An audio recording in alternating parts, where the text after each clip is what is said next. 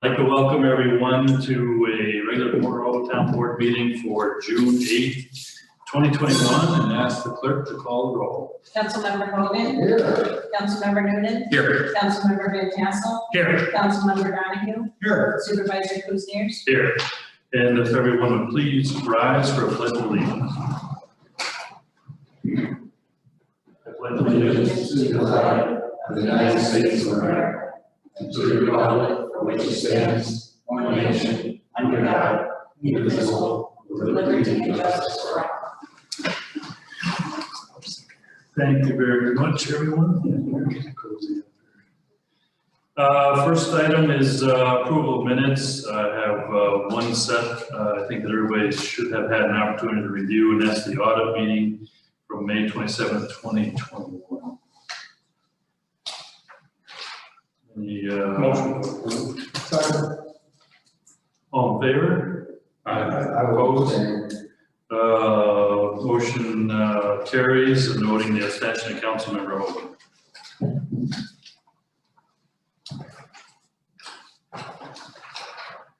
Next item is just a brief update on COVID-19. I'm thrilled to report that the 7-day rolling average positivity rate in Saratoga County is now 0.7%. And number of positive tests in the past 7 days is now at our lowest at 41 individuals. We did receive some guidance from the state. Just hit the highlights on that.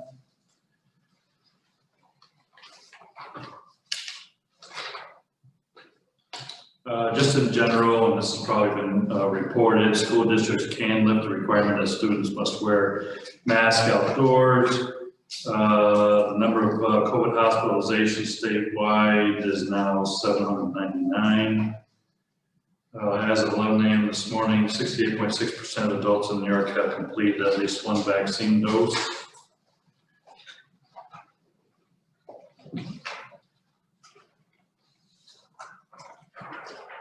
See, to-go alcohol beverages will continue period use. And New York's Backs and Scratch lottery program has been extended through June 11th. So that's the highlights of the Capitol today. I skipped over setting future meetings and workshops intentionally. Most likely we'll be scheduling a public hearing after we have a discussion under agenda item 7 related to zoning and fences in the town, but we'll come back to setting that date. Item 4. Can I just touch on COVID just for 1 second? Sure. When might we be saying open meetings again, people allow activity? Well, I know that the executive order sunsets allowing us to do Zoom meetings tomorrow, I believe. It's actually right now the 16th, but I saw a new executive order yesterday that might have extended to July 5th. Okay. Just wanted to. Okay. Item 4 on the agenda, Recreation Department, we have a couple items. First one is a request to hire Jack Payton as a lifeguard with the Town of Monroe Recreation Department at a rate of $12.50 per hour, which would be effective immediately and subject to a successful completion of a background and criminal plan physical within a 2-week period. I believe town board members have, at least some have interviewed. Yes. And that's a recommendation of personnel committee. So somebody like to move that? So moved. Second. Any discussion? No. All in favor? Yes. Opposed? Motion carries unanimously.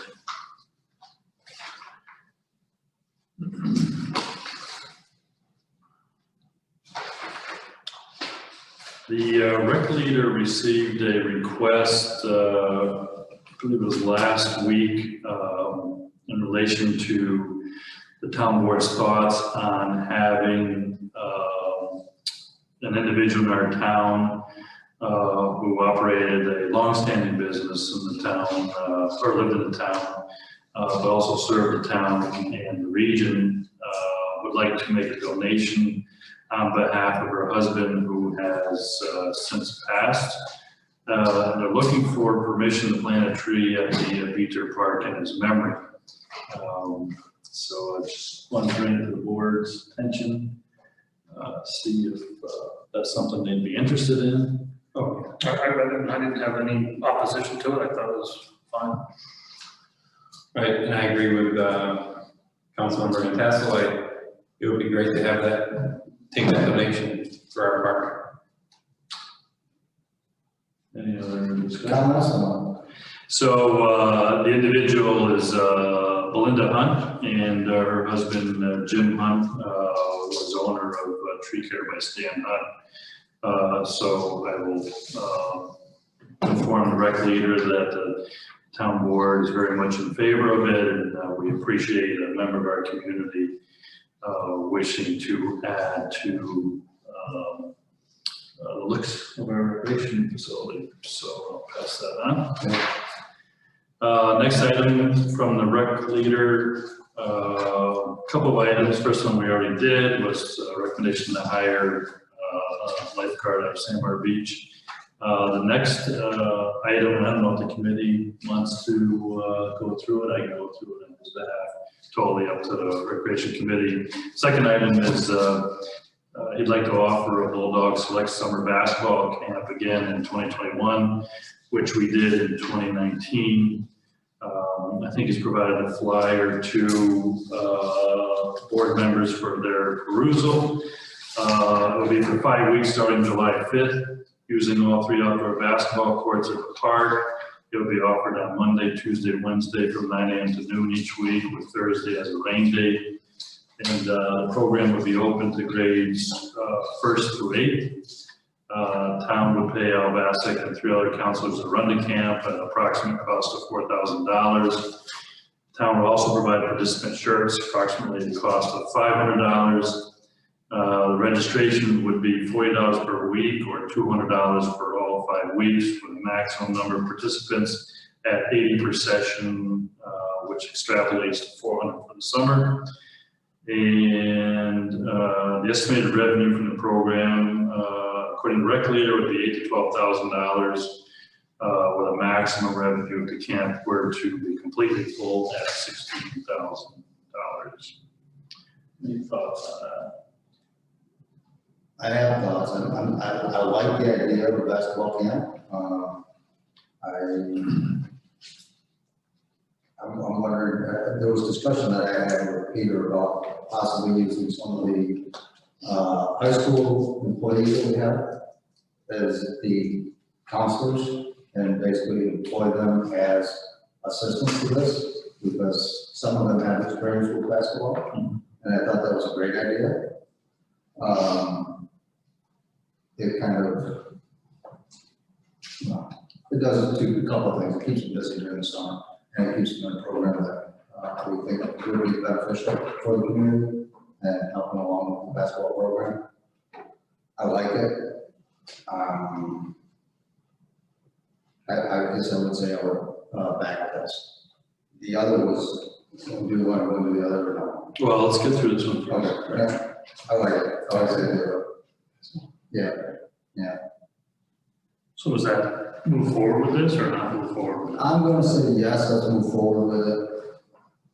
I don't have an actual reason not to, but.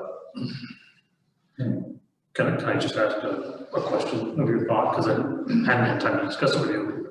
Move forward with it as it's proposed, or with using a town employee to be the assistants? If we can use the town employees as assistants, I think that would be great.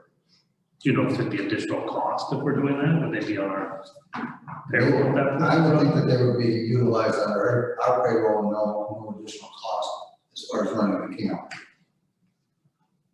Okay.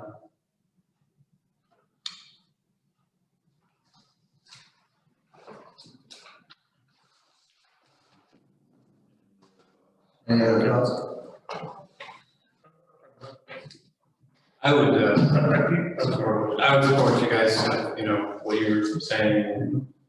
I know you had some questions, but I think at this point, I think, didn't we have a concern, or wasn't there a concern last year with cancellations and then over paying kids more than, or counselors more than what we had planned for?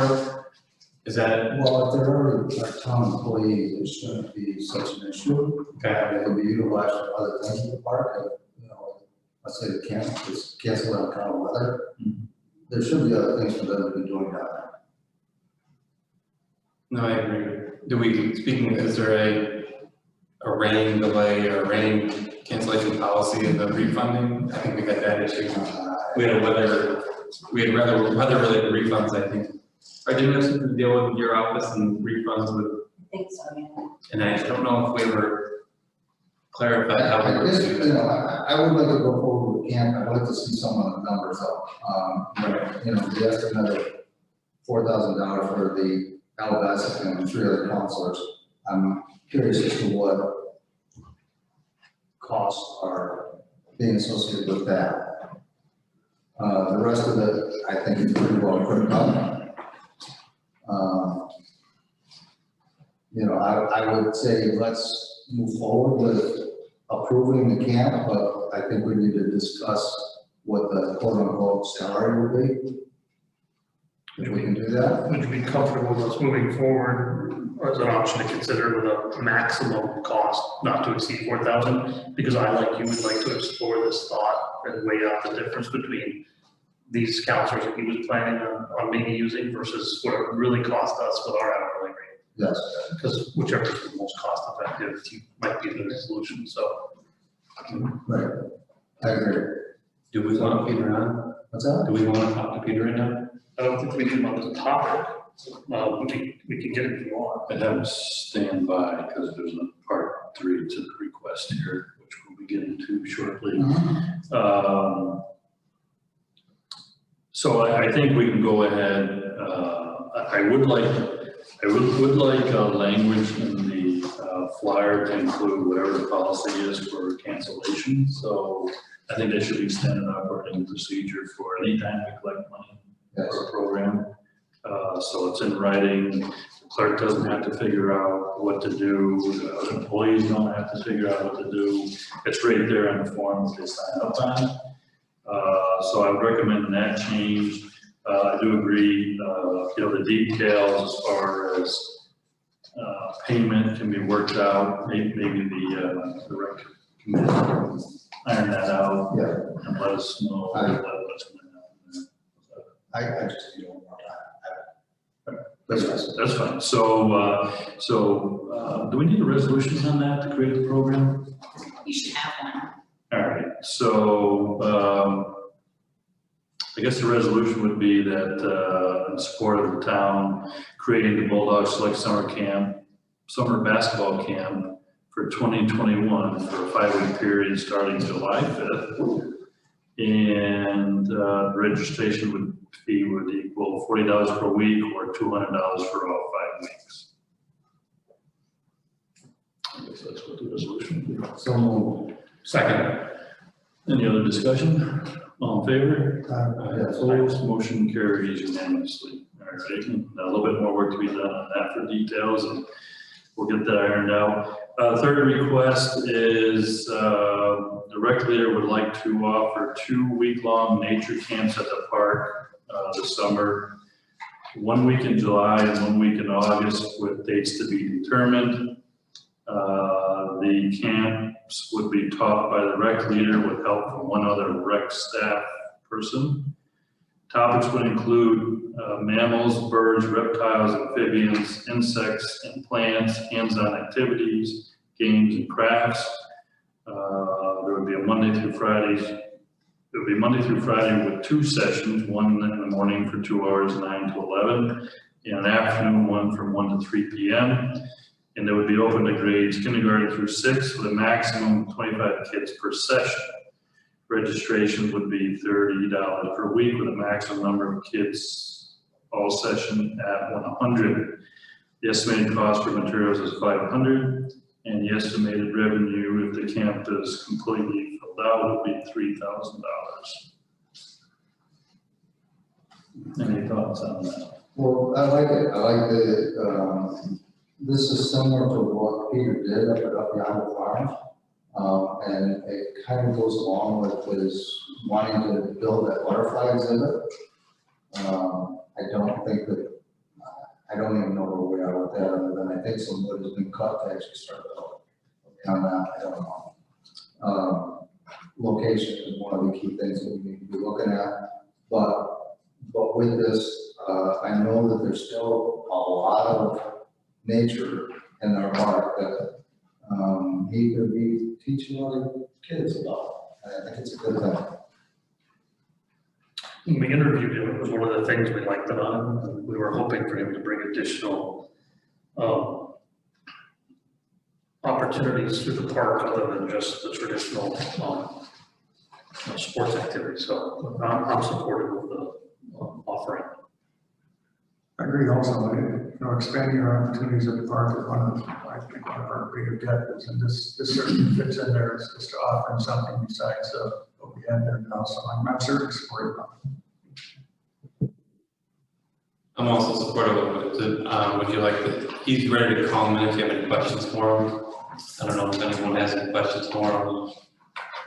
I didn't coming into the meeting, so I don't at this time. I appreciate it being available. You can go. Same here. You can go. Put your name on it. What's that? He's got. I definitely not be good. Put your name No, it's not. on it. My name's not on it, but I got a copy. Okay. Any other comments? So I guess the motion would be to create the nature camps as described with a registration fee of $30 per week. Oh, I'm sorry. No, I'm gonna, I guess I do have a comment, and it just occurred to me that it's 1 week in July, 1 week in August. It would be nice if we could actually set those dates before school lets out, and maybe get something into the school so kids can take them home to parents. I'm just, And yeah, no, he puts down here at the bottom, where is it? If the board is supportive of going forward with these two camps, I would work with the school district, send flyers home and advertise it over the next few weeks. So he's yeah. got that on his radar too. Right, yep, I'm just thinking that we probably need to get him to establish what weeks they are in the next couple of days. But I do want to move forward with this, I like the idea of it. So we have a motion on the table. So So, move to the next agenda. yeah, What's that? I didn't know if I finished the I'm sorry. promote, I don't know, but it sounds like we did. We have a motion. You finished with it being $30 per week. Yeah, and it would be it would be 2 1-week periods, one in July and one in August. so Second. Any other discussion? All in favor? Opposed, motion carries unanimously, and I think it'd be prudent at this time just to remind all department heads making requests to the board, if you're looking for legislative action, please include all board members so they have the information available to them that they will be voting on prior to the board meeting. Thank you.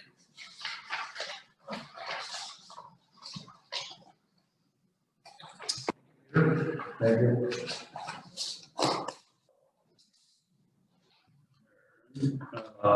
Item 5, Assessor's Office. We have a request for continuing education at Cornell. I think all board members have a copy of the request from our assessor and the assessor's clerk to attend the 2021 Cornell Fall Conference offered by the New York State Assessors Association, which runs July 11th through July 16th. Everybody has the details there before them. The assessor clerk would be signing up for course 1, which is appraisal principles and procedures. It's a 5-day course. Requesting approval for 5 nights, which is $595, as well as travel to and from the conference, which is 189 miles times 2. That's gotta be one way. you know, it would be each one. Yeah, so that'd be 201, haven't done that many times. $211.68. The course, appraisal principles and procedure course is $470. And the food and incidentals, another $364 for approximate grand total of $1,641, and that is for the assessor's clerk. The other is for the assessor. She's looking for permission to attend the same conference for the period July 11th through July 13th. And she would be attending the evaluation of self-storage facilities course. It's a 2-day course. The hotel cost for 2 nights would be $238. Travel to and from the conference is 202 miles times 2. 56 cents would be $226.24. The course itself, evaluation of self-storage facilities, $260, and food and incidentals would be another $166 for a grand total of $890. This would come out of the town code A1355.4, which has a balance as of the end of May of $13,127.67. She also has a second request in there, an option 2, which is a little cheaper in cost for the assessor. However, she is recommending we go with option 1, which is what I just discussed in detail. Oh, but you want the board to be aware that if they both do go with her recommendation, the assessor's office will be closed for 2 days, July 12th and July 13th. I think that's a fine request. I would look for a motion. Yeah, so the motion would be to allow the senior assessor clerk, is that accurate title? To attend the continuing education at Cornell program for a total not to exceed $1,641. And the assessor to also attend a similar course for the amount not to exceed $890. So moved. Any discussion? No. All in favor? Opposed, motion carries unanimously. Item 6, municipal water sewer districts, got a couple items here.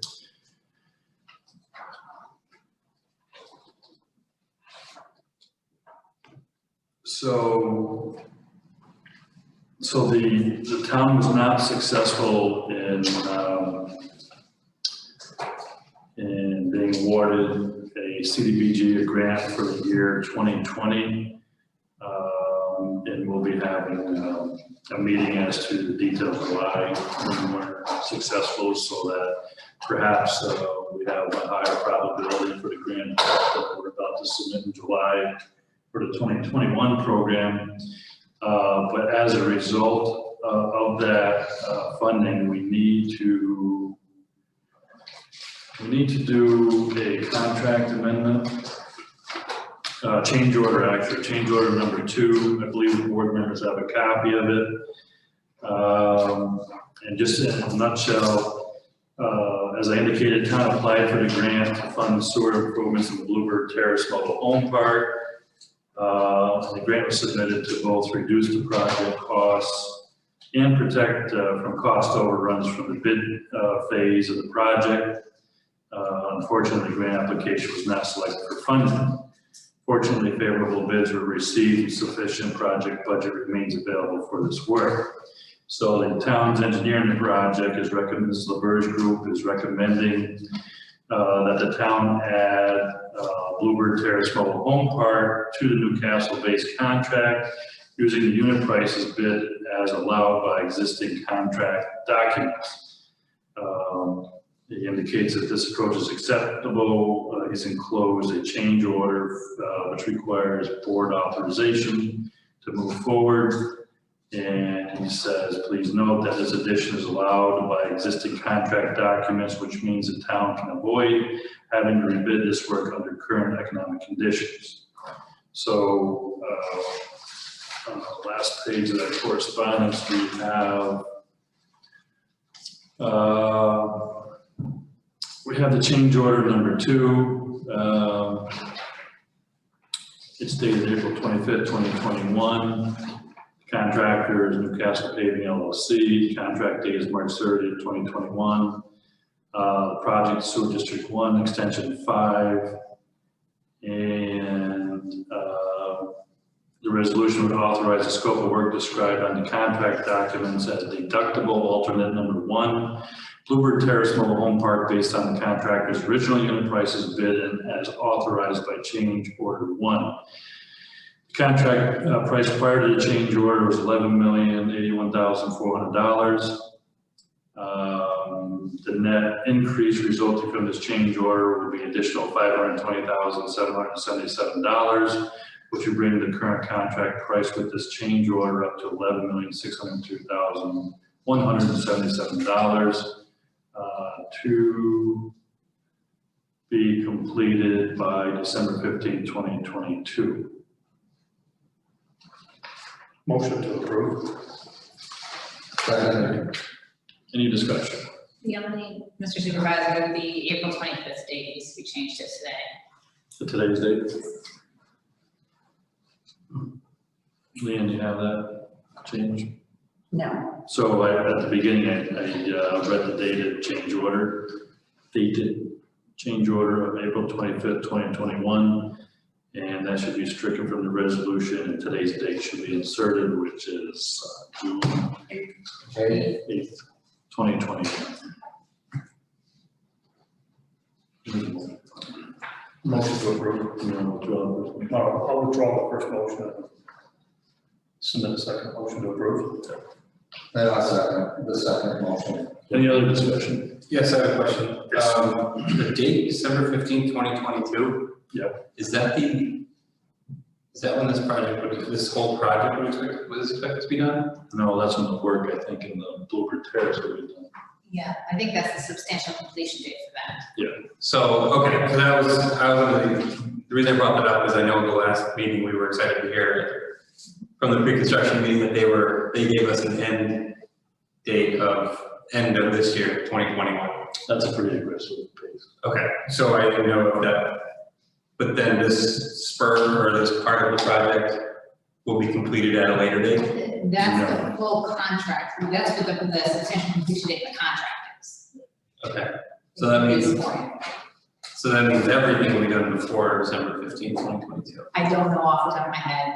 I don't have the contract right in front of me. That is the hope of the contractor, but that's a very aggressive pace.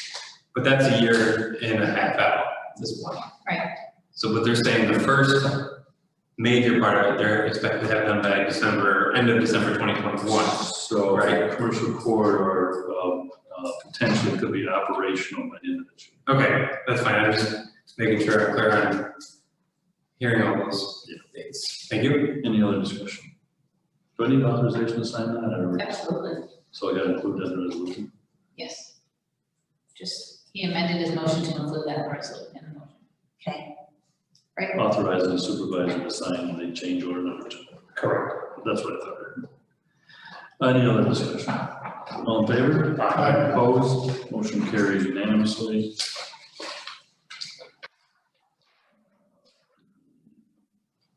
Next item I have on municipal water and sewer districts. I spoke with the mayor of the village of South Glens Falls, and they are very much interested in extending the intermunicipal agreement that we had in place with the village to provide them with water in the event of an emergency. And they have requested that we extend that again. And I think what we did is what the town board approved previously. It's my recommendation that we just extend it out, same terms. I spoke with the mayor this afternoon. He's calling us a special board meeting for tomorrow where they'll take this up and they'll have approval to sign. And this will be for a 6-month agreement. 6-month agreement. It would only be used in an emergency. Total purchase by the village per day would not exceed 800,000 gallons, and per month shall not exceed 25 million gallons. When would we want to start talking about renewing this for next, after the 6 months is over? Is it at 5 month mark? Because I feel like this ended about 6 months ago, but I feel like we were right about here a year ago. And I know we weren't able to kind of come to the table. Is 6 months still something that we want, or would they be more interested in a year? Because I know last year we said, hey, let's give it 6 months and then revisit it if we need to. And it turns out we are going to do the exact same contract as last year, with, just big changes in it. It was hard, I think, because they're in a situation where they need water, I feel like.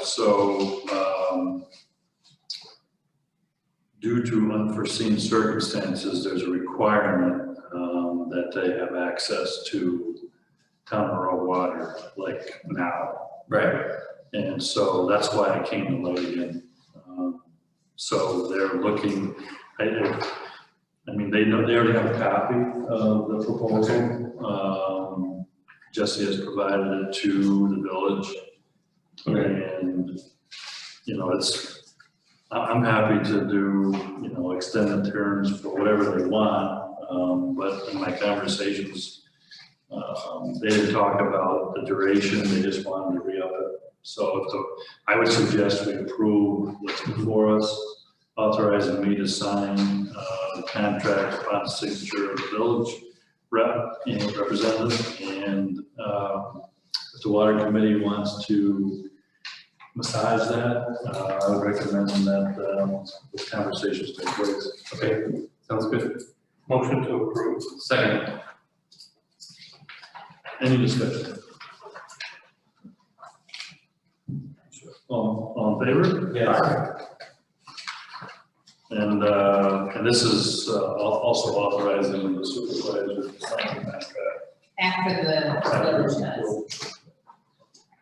I'm pretty good at not signing things any sooner than that.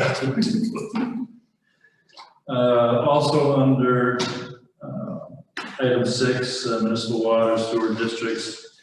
As we did at the previous board meeting for municipal water, you now have before you this evening similar documents, only they relate to the sewer districts. And this is as we move forward with our consolidation efforts. And it requires, first of all, that the town designate itself as lead agency under secret. And I believe the clerk has a copy of that proposed resolution.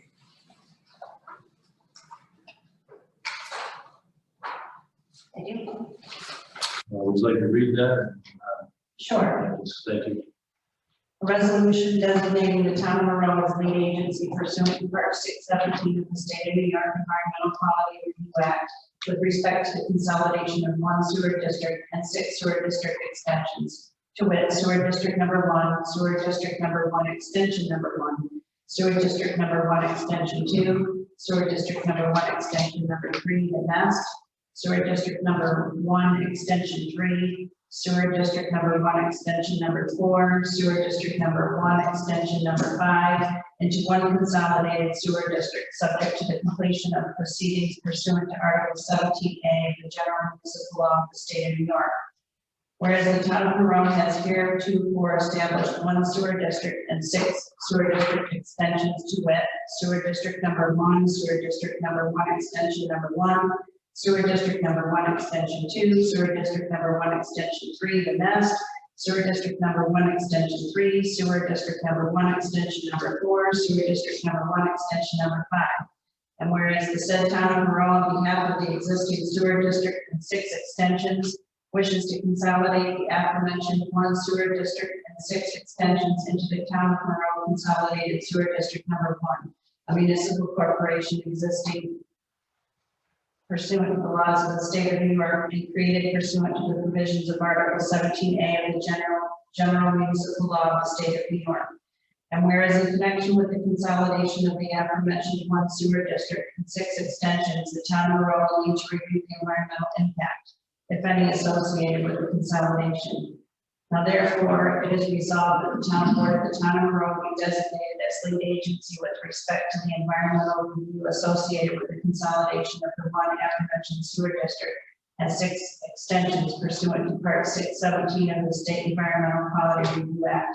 And it is further resolved that the town supervisor be authorized to sign any and all documents associated with the environmental review of the consolidation of the aforementioned 1 sewer district and 6 sewer district extensions pursuant to Part 617 of the State Environmental Quality Review Act. Motion to approve. Second. Any discussion? None, all in favor? Aye. Opposed? Motion carries unanimously. And that leads us to part 2 of the process. We need a resolution authorizing the endorsement of the proposed joint consolidation agreement for Town of Monroe Sewer District 1 and 6 sewer district extensions. You have a copy of that? I do. A resolution authorizing the endorsement of a proposed joint consolidation agreement pursuant to section 751(2)(a) and 752 of the General Municipal Law, consolidating 1 Town of Monroe Sewer District and 6 sewer district extensions, to wit, Sewer District Number 1, Sewer District Number 1, Extension Number 1, Sewer District Number 1, Extension 2, Sewer District Number 1, Extension Number 3, and Est, Sewer District Number 1, Extension 3, Sewer District Number 1, Extension 4, Sewer District Number 1, Extension 5, into 1 consolidated sewer district, subject to the completion of proceedings pursuant to Article 17A of the General Municipal Law of the State of New York. Whereas the town of Monroe has heretofore established the following Town of Monroe Sewer District and extensions, to wit, Sewer District Number 1, Sewer District Number 1, Extension Number 1, Sewer District Number 1, Extension 2, Sewer District Number 1, Extension Number 3, the Nest, Sewer District Number 1, Extension 3, Sewer District Number 1, Extension 4, Sewer District Number 1, Extension Number 5.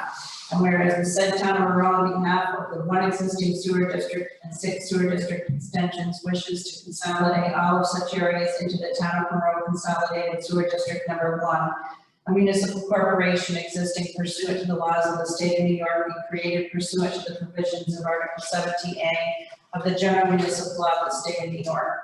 And whereas the town board, by and through its supervisor, is desirous of endorsing and subsequently entering into the annexed proposed joint consolidation agreement, consolidating the 1 sewer district and the 6 sewer district extensions into 1 consolidated sewer district, serving the following sewer districts: Sewer District Number 1, Sewer District Number 1, Extension Number 1, Sewer District Number 1, Extension 2, Sewer District Number 1, Extension Number 3, the Nest, Sewer District Number 1, Extension 3, Sewer District Number 1, Extension Number 4, and Sewer District Number 1, Extension Number 5.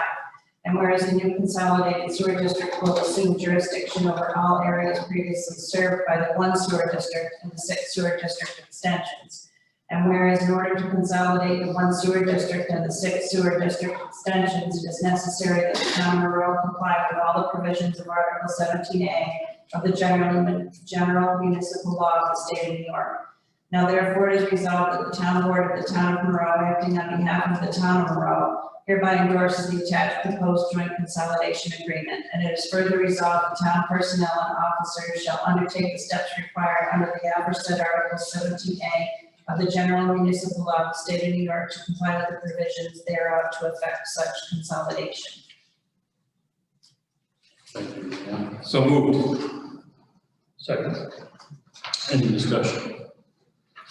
I just want to point out, similar resolution for water district consolidations, this will require a public hearing, which we probably be scheduling for both of these tasks at the next town board meeting. I think that's the direction. I think that's what we're gonna schedule. It won't occur at the board meeting, but we're gonna schedule it. Schedule, yeah. So, anyway, any other discussion, all in favor? Aye. Opposed, motion carries unanimously. Item 7 this evening on the agenda is zoning. Have a couple of items. The first one I have is the board, I as well as the board members received correspondence from Amy and Paul Smith regarding property they own in the town, and they have deemed it a petition to request extension of zoning at 516 Selfridge Road, which is parcel 77.1-29 and 359 Gansett Road rear, which is parcel 77.1-28.5. The bottom line is the property is currently zoned. Make sure I get this right. R5 and R2. Yeah, so it's one of those parcels that has split zoning. And they would very much like to have it go from R2, which is 1 and 2 family residential, to be included in R5, which is agricultural and 1 family residential. And this property actually borders the existing Saratoga County Agricultural District number 1 and some other farming operations as well. And I believe this action cannot be taken administratively by the zoning administrator. Requires legislative action to do that. And do you want to add any more on that? So it's under 265 of the town law, allows the town board to agree to this petition. I don't know when they actually need this done, and we have to be a change to the zoning map. Because we're including this in here, and the board should look to see whether it is conducive to a comprehensive plan, which is the petition that believes it is. So what the board would have to do is we have to do seeker, we have to go through kind of the local law process to do this. So obviously there's a legal designated process for that. The important, probably the most important information included in the petition is that they're looking to purchase this property and they have planned to close sometime during the week of July 26, 2021.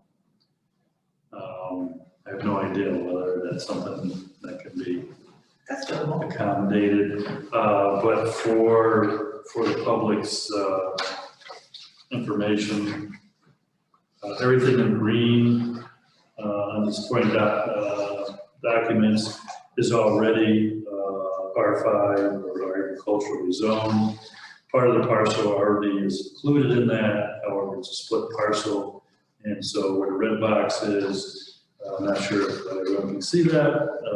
They would like that property to be included in the R5 zone because it has agricultural structures on it. And I believe they have an agricultural use for them. And interestingly, the soils on the soils map have been labeled as Windsor Loamy Sand, which is undulating, which has a farmland status of, quote, farmland of statewide importance. As everyone here knows, I'm a staunch advocate for doing everything we can to protect our valuable farmland, and this request is mine.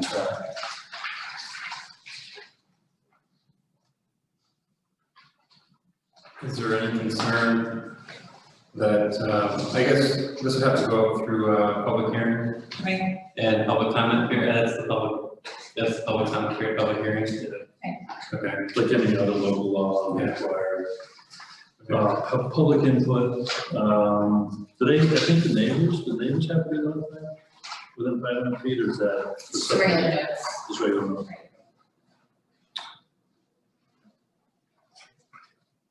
information being shared tonight, are you looking for direction forward? So, I guess they are looking for town board interest in moving that process forward.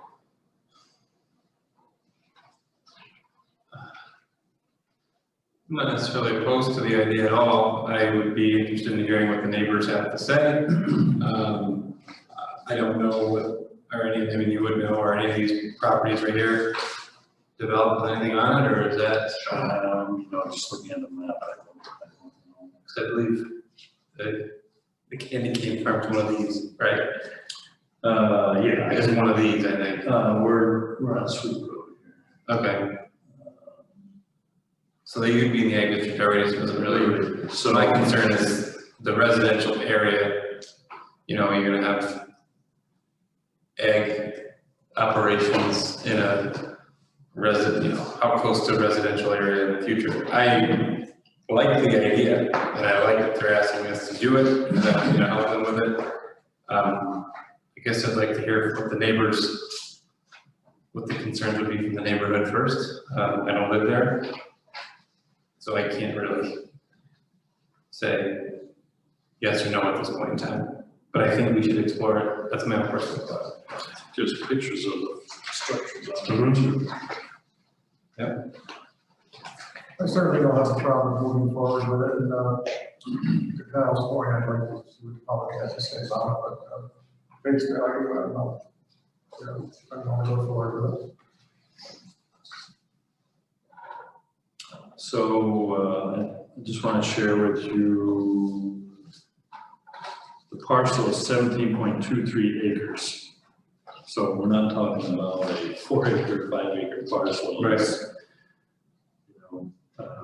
There's actually provisions under the ag district law that allows you to receive ag value assessment acreage, less than 10 acres to meet certain requirements. This is almost twice that.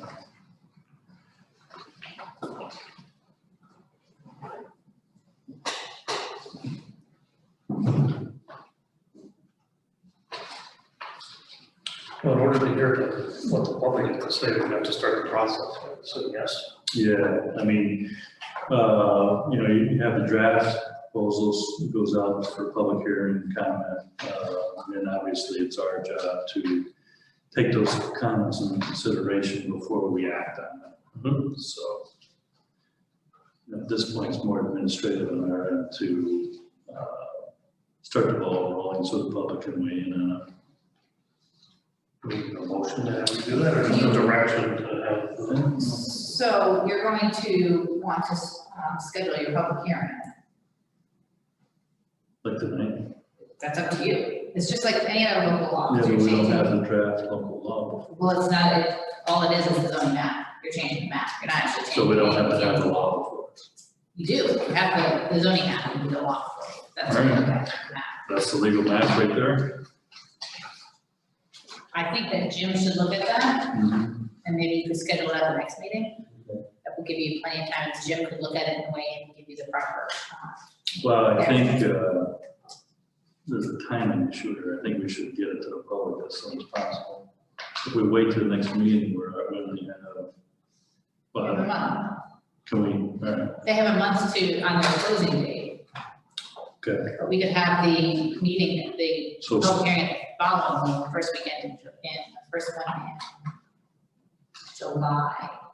Because if you set it at the next meeting, then you can have it at the following meeting. Okay. And that falls in their time period, right? All right, so we're asking Jim for what? I want to, this is not the actual official zoning map, we would want Jim to present, have the official zoning map done. Okay. And I did talk with him and he's in favor of the request. Okay. Yeah, it's something that we can get done in the next month. All right, so don't need to You don't need schedule. to do anything All tonight. right, okay. I'm good with that.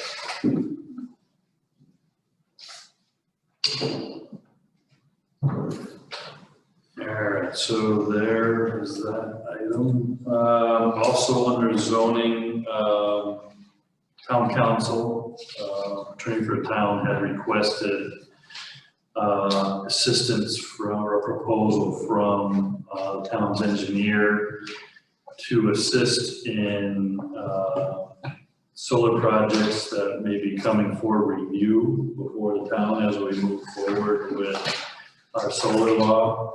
And so we reached out, and we do have a proposal from town engineer Burge Group.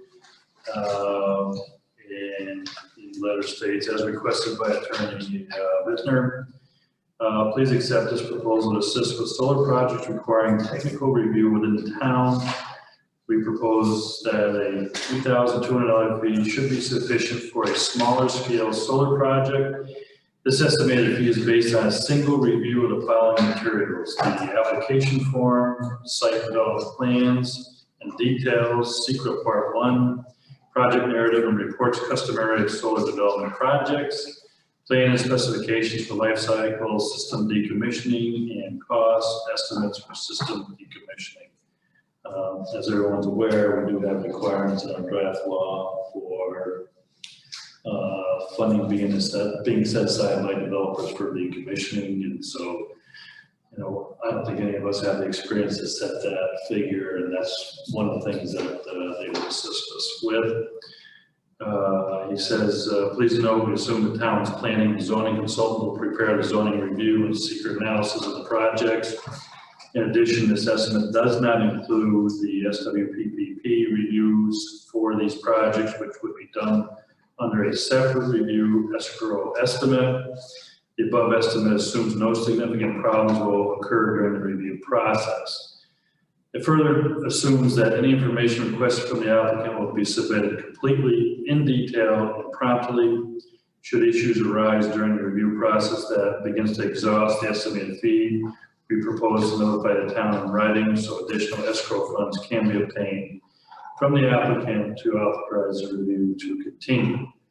Please notify us when you receive the escrow funds. So the important thing here is that this is the applicant that has to place the money in escrow, correct?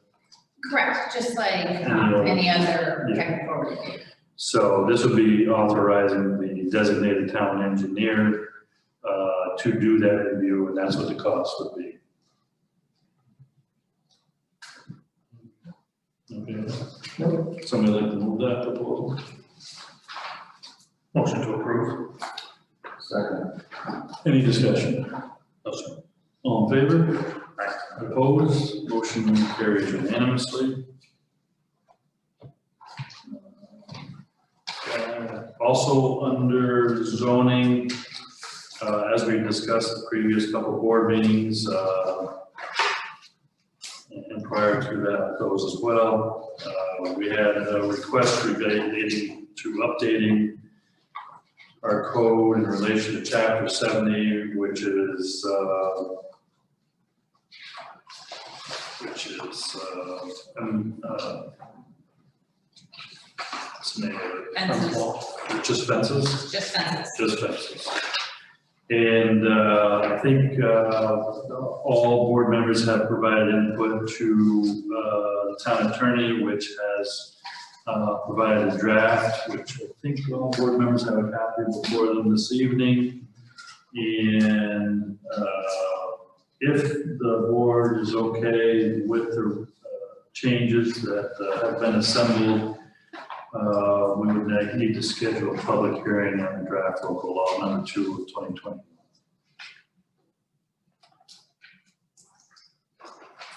Okay. So my suggestion would be to, if everybody's okay with the language as it is, to schedule a public hearing for 6:40 on June 22nd, which is right before our audit meeting. June 2. Yeah, At 6:40. yeah, we have 6:45, we have our audit meeting. Yeah, I don't expect us to have a heck of a lot of feedback on that one. I think if anything, people are gonna be pleased that we're doing this. So I think that's the perfect time. And we're here that night anyway, so trying to make efficient use of everybody's time. Everybody good with 6:40? Yes, sir. So we need a resolution setting a public hearing. Somebody like to move that? Motion to approve setting the public hearing for June 22nd at 6:40 PM for the Local law number 2, 2021 fences, chapter 70 fences. All in favor? No, sorry, discussion. All in favor? Any opposed? Motion carries unanimously. Do we do secret on that tonight? You do secret, you just declare yourself lead agency. Somebody like to make the motion declaring the town of Monroe lead agency on proposed local law number 2, 2021. So, Any discussion? All in favor? Opposed? Motion carries unanimously. Anything else on the council?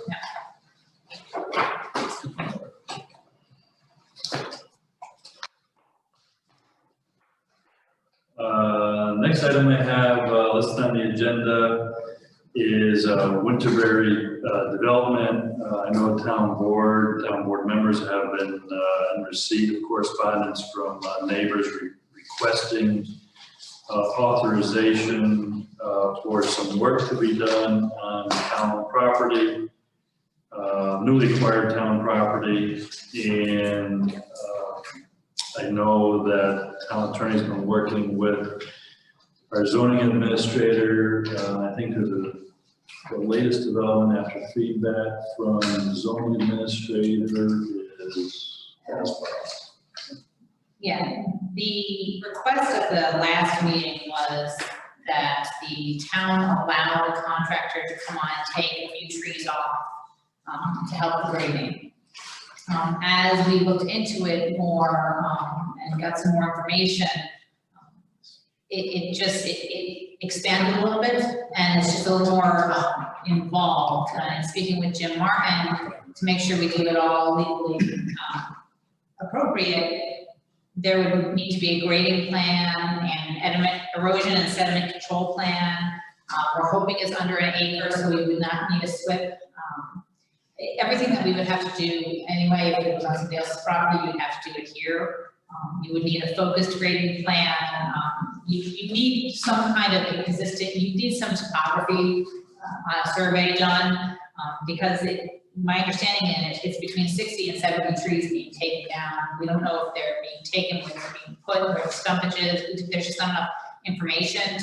And my understanding is that it wasn't going to be seeded either, and that's an issue with stabilization. So there's a lot more involved than just taking a few trees down and getting a hold harmonized. So Jim has put together a memo and sent it to the board, listing all of this out. We can do this, we can move forward and doing it properly. It's not going to meet, I don't believe, the quick turnaround time that the homeowners had hoped. But in order to do it legally proper, we have to follow these steps. question, it sounds like there'd be some additional cost that we may be getting, so do we have a round number on that? I don't know, I haven't looked at Well, it. we wouldn't do it. No, we. Well, that's up to the town There was board. some cost, I'm just curious what that might be, I think we're gonna have to go back to the residents and discuss it with them. But that would be a question, so we can talk to Jim about that maybe. Yeah, it would be the cost of a survey, you have to, the surveyor, and since we just had the property survey, we can just go back to Russ Howard and see if they'll do it on the topo, just like put in intervals on the topo. But there will need to be some kind of erosion and sediment control plan, maybe not a fully engineered plan, but there should have to be, there will be some cost involved. And who pays for that, that's, you know, that's your call. Well, Councilman Noonan's a lot closer, so I don't want to step on any toes there, but. We were hoping it would go quicker, but I think, and easier, but I don't have the answers unless you've talked to the residents. I haven't, I mean, I've tried to share with the residents, they're actually they're on with one family member and another one's on. And one did just text me and tell me that it's actually 20 to 30 trees. I was under the impression it was 20 to 30 trees for one piece of property, but it was more trees as you went down, so that number is was given incorrectly by me, that it was more than that 20 to 30 trees, but I don't think that's the issue at this point. I guess Mr. Hogan, myself, Alan, and JD, we went out, we looked at. Now you said these are legal steps that have to be taken. if you want to properly protect the town's property, you want to make sure that the area is complies with any erosion and sediment control, that there's not going to be additional issues with grading, that these are just, you don't even know how much you want to grade. So these are requirements that you would have to do to find out the work that needs to be done. I'm not saying it's stuff that can't be done, it's just, there's a process that has to go forward. Yeah, so we're running into a little bit of a timeline issue. We couldn't do anything about this until we own it. How long ago did we own this property? 3 weeks ago, maybe? Exactly. Or less. So they did reach out in March, but it wasn't our property then, so we couldn't do anything about it. I guess my question right now is the erosion control. If you've seen it, I could only imagine what it just did with that downpour we just had. It was approved that way, I guess, by planning board originally. Is that how that would have gotten to be the way it is currently? Well, that property is not on the maps. I mean, the Winterberry. This is town road. Right, I'm just talking about like their own backyard. Oh, It's literally a 12 to 14 foot incline, all sand right now. It goes like this, there's about a foot at the top, and there's a property line. So if they want to put a fence, they're gonna have to put a fence along the top of this, and I'm just explaining it. I mean, I thought my little hand, got the little hand drawn image here. It just seems like a lot. I mean, I'm no expert, but all they want to do is push sand down in this kind of backside over here. It's literally that simple. But this process is going to put them in a timeline because it's a development that's getting, I think, topsoil and seeded and sprinklers all at once. It puts them out until this gets done, and then they may have to pay additional to have it all done at some other time. The deal was the town wasn't going to pay for anything. It was all going to be on somebody else's dime. I say the deal, the discussion we had, there's no deal. Is there, I don't know how you guys feel about it, but like if this was someone's own personal property, they would do it and it wouldn't be done with, and a gazillion years from now, there would be no negative impact from this.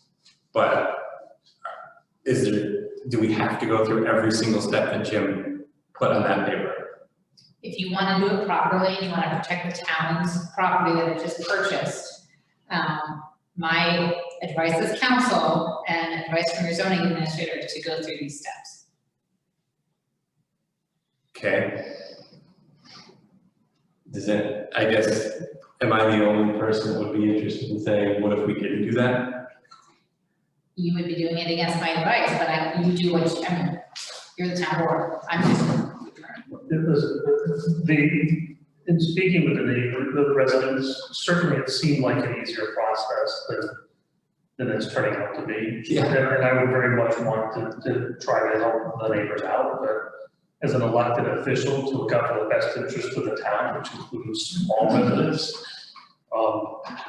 yeah, I have a hard time ignoring both legal counsel and our zoning administrator's advice without some further discovery. I'm gonna have a tough time on that. I feel for the neighbors, but for the residents, but. And I do respect everybody's opinion on this too. We didn't create a situation. No. I'm happy to move forward with it, but let's go by what is being recommended. by zoning. I think there's still some opportunity to help accommodate the residents in question. I know it doesn't meet their timelines, but I think that we all acknowledge that some of that's out of our control. Sure. I think maybe we gather a little bit more information that I would probably want to find with them, like what is the cost, if any, and what could be the timeline, if any. I can give them that information and see if they want us to pursue it. If so, I'd certainly champion along with others doing that. Right. Do we have any obligation to, if any of those trees from our property fall onto their property, is that anything that we have to worry about from our side? Well, just like any other Like property. insurance claim or something? Yes, just like any other property owner. But I would not caution, I would caution you to put that out there saying we need to do this right now, ignoring all what's on, what Jim had put together. I would caution you to not look at, well, what if a tree falls? So if a tree falls, we have to do this right away.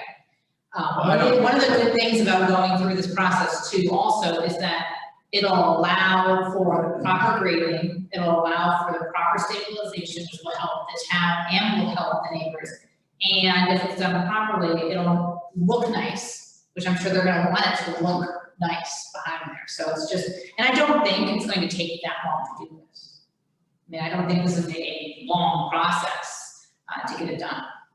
So they have to call a surveyor? I mean, at this point, this is all gonna be on them, right? They're gonna, is Jim's recommendation in here? Where's Jim's, anyone have? It's in an email. Minimum, I mean,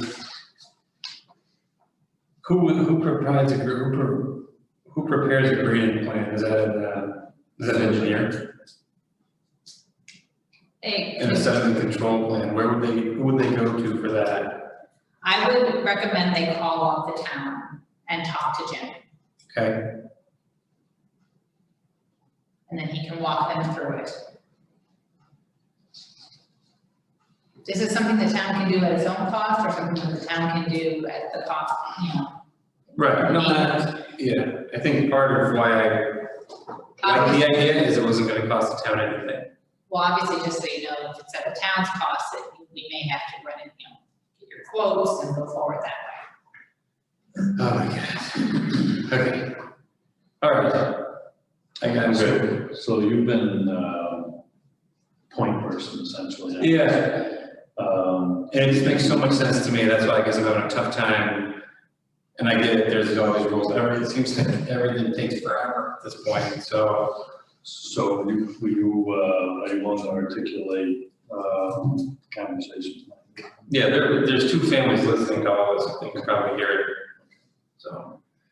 So yeah, they should call the zoning administrator, Jim Martin, as soon as possible. That's what I would recommend, if that's the way the town board wants to go forward. I don't think we have any I don't think we have other options. Yeah, we can help, if Councilman Noonan or another member wants to help the residents shepherd the process a little bit, certainly we can do that. I'll help as much as I can. I'm trying, I obviously tell them I'm trying to help now. You know, I do think time is of the essence. I mean, we just talked about changing our zoning map and we were concerned about timing for those folks, and then we should extend the same courtesy to these guys. So we should help them get it done as soon as possible. Well, perhaps now, you and I or whatever we can help these people along a little bit, and we could confer with Jim and see what the quickest possible route to getting this thing done. Because I'm certainly in favor of helping these people out, but I understand the legal side of it. But Jim would be more up on how to get this thing going, get it moving, and try to talk to these people through it, see if they're willing to go that route. So maybe I could stop and see Jim and talk to him, and maybe get these people and get in and talk to Jim with them even. Because I'd like to see this thing move, but like I say, some things seem to take forever. We'd have to see, if they're willing to go through, they have to go through the process. They have no options. True. So it's just saying how fast we can get this thing through for them. And Jen would certainly be the one to help us out with that. So I'd be willing to talk to Jen too and see if we can move this process along if they're still interested. Right. Okay. I mean, for the record, I just want to make sure I'm clear of Councilman Noonan, I also support it, so just I think everyone's supportive, I agree here tonight. but everyone is better at understanding you have to go through the process, where I just want to get it done. So I respect that, I appreciate that. Welcome to my world. My only concern is that everybody's nobody, so do we want to agree amongst us who's going to take point? I will continue. Right, and I'm not trying to, Sure, yeah. I'd be happy to help, but as long as we know who's going to take next steps, Yeah, I'll touch base with them tomorrow. Just confirm everything that we all heard was the same, and then they should be calling Jim Martin, and I'll be in touch with Jim Martin. Hopefully we'll talk about calling back. So, let's go from there. Hopefully right now. Yeah, thanks for doing all the legwork on that. I appreciate everybody going out there in person, take a look at it, bring the information back to the board. And I apologize, I guess I'll make one more comment, because I kind of want to apologize to the residents, because as other board members, we stood there and knocked on all these other details, maybe thought it was simpler than it is. So for anything we might have conveyed that might have misled them, I apologize, but we'll do all we can to get it sorted out. Well, it was clear to make sure to say every single time we talk about it, it's not, there's no sense anywhere close to an approval until we, because more discussion and we have our legal side and supervisors input. So, you know, we've been very clear that it was not close to being an approvable action until we did follow all proper steps. Correct. Okay, and that leads us to item 9 on this evening's agenda, which is the payroll RFP. Don't tell me we're friendly here. Actually, I'm gonna leave that characterization up to Val, the person that puts the most time into it. Board members have a copy of the comparison. We received two proposals on our RFP. First one was from firm UKG, which had a one-time setup fee. This is the price they provided of $5,778 with a PEPM ongoing cost of $18.71. And the other firm is GTM, which had a one-time setup fee of $1,275 with the PEPM rate at $11.69. An evaluation was provided by my office that outlined price as well as service with our recommendation. I know Councilman Matasso had been working on this for a number of years now to get us to this point, and you want to add to the proposals that we have?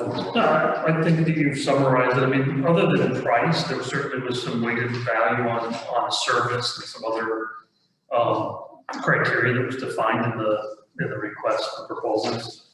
And, you know, I'm not familiar with UKG. I am familiar with GTM as well as, you know, other towns and municipalities that use them, and they're local. And they met the criteria as defined in the RFP, and the other vendor didn't. So other than price being less expensive than GTM, they also met the defined you know, request that the town had, the standards. And for the record, maybe not relevant, but there was a request that went out through all the different methods that were required, and several other larger firms at least indicated or called and asked questions, but we didn't have any other replies, which was a bit surprising. So we still have a good choice of a firm that handles other municipalities locally in GTM. And just for background information for the public, my office has historically done payroll, initially involving the principal account clerk, and then confidential secretary, and we actually have 3 people working on it at various parts of the process. And I have to thank Jeffrey Cruz, who did a lot of the legwork and put together the comparison, looking at price and service. Under the price category, I already outlined those fees, but he also wanted to point out that GTM has included their fees for add-on services such as W-2 administration, which is $7 per employee, plus $70 base billing and time clock purchase options, while UKG was W-2 administration included as part of the payroll service. And GTM's payment structure is still more affordable as WT administration is handled once per year. He also added that the extra roughly $8 per employee based on a 75 employee operation would adjust GTM's PDPM to roughly $12.35. So overall, from a price perspective, GTM is a more affordable option. The second category of service, he indicated without seeing the online services firsthand, both payroll services seem to offer the same levels of service. The area that he's most interested in from an administrative standpoint is the training and ongoing support of the service. Based on both proposals, the iSolve platform is fully backed up by GTM, which would offer on-site help if needed. They're a local firm with the ability to help the town quickly if necessary. The Kronos platform is supported by the UKG firm. Their location is not disclosed in the proposal, but a quick internet search showed they are based out of Massachusetts and Florida. Additionally, the proposal states that any on-site help and training would require additional costs at a per-day rate, plus travel and expenses. So again, based on local support being provided as per the proposal, his opinion is that the GTM provides a better service. So his recommendation, based on extensive review to the town board, would be to accept the GTM payroll as our payroll service provider. Mainly they offer a more affordable price point and have additional advantage of being a local firm that can more easily provide ongoing support for their system. So, I don't know what the board would like to do with that at this point. No, I'd love to see us move forward, to present a motion authorizing the supervisor to enter, or to have council review any agreements, if there are any, for the services, and upon council approval, see the town move forward, engaging GTM to provide payroll services. Support that. Is that a motion? Is that a motion? Second? Discussion? Under discussion, I totally forgot what I was gonna say. One other additional comment, probably in discussion, we've already, as we know, been putting infrastructure in place that will allow us to now start using current technology to automate payroll process, and that includes time blocks. And so it's going to also save time at each of the remote locations. So there's just an ongoing added value to entering the agreement. Yeah, and I do recall, this is something that we had discussed at budget time and we had provided for in the 2021 budget. So hearing no other discussion, all in favor? Aye. Any opposed? Motion carries unanimously. Wow, there. Thanks. Lisa in your office will be happy. She'd be more happy if I had spent more time out of the office. Your words, not mine. All right, item 10 on this evening's agenda, Highway Department.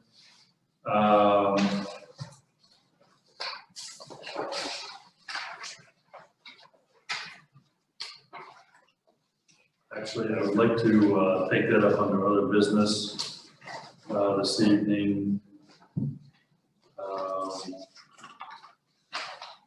After executive session on that. So we will take up the requests under item 14 this evening. Supervisor items.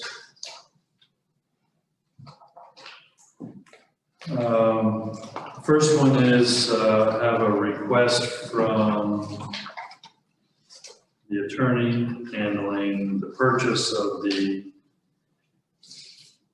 Old Town Hall, which is property located at 59 through 61 Hudson Street, for an extension on the, I guess it would be the closing.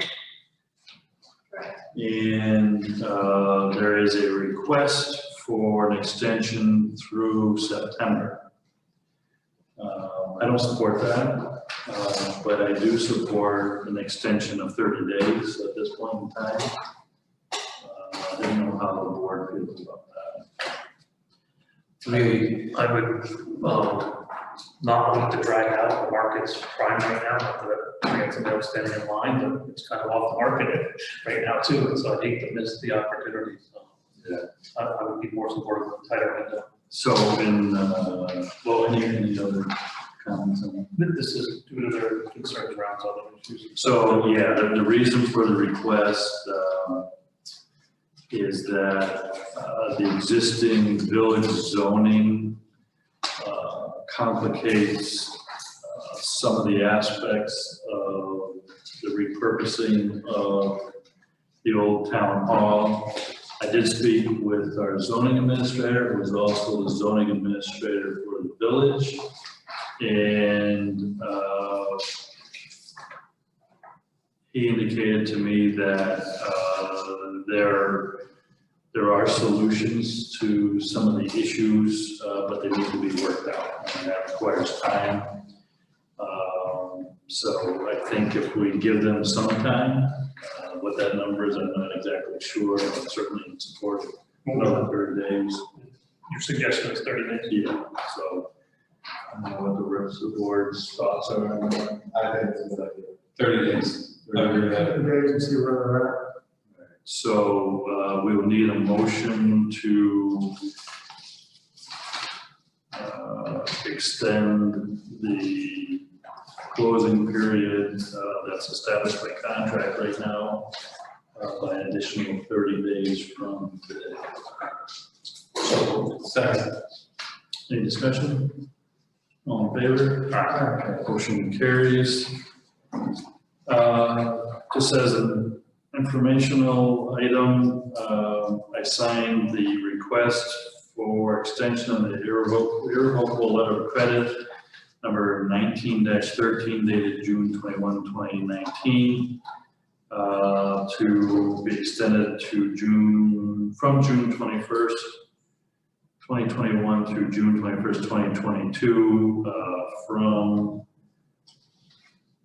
I guess I had to prove it with Adirondack Trust Company. And this is for the JD Michaels Group letter of credit that's interestingly with Winterberry. So I have the authority to do that, and we did extend it. So sign off on that. Next item is, and this would have been a standalone on the agenda, but it came in late. The town alarm panel quote. If you recall, by resolution, the town board approved Foresight Electronic Monitoring Systems Incorporated to replace the electronic alarm panel. We did this on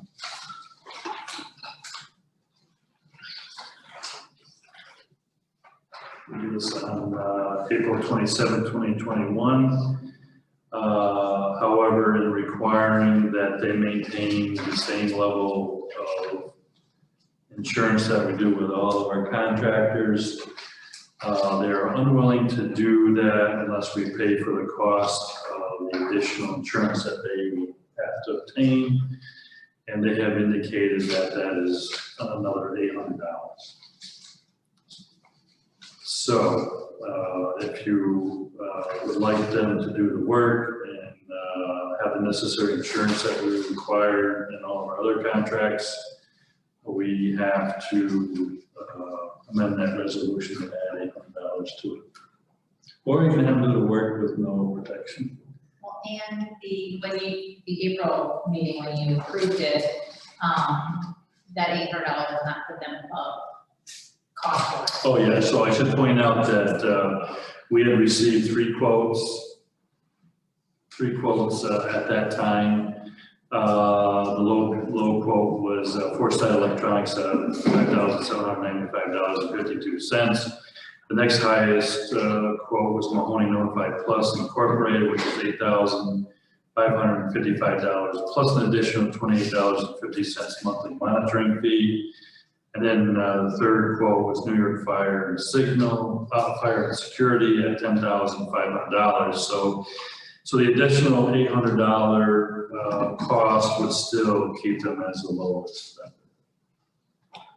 Well, my initial reaction was not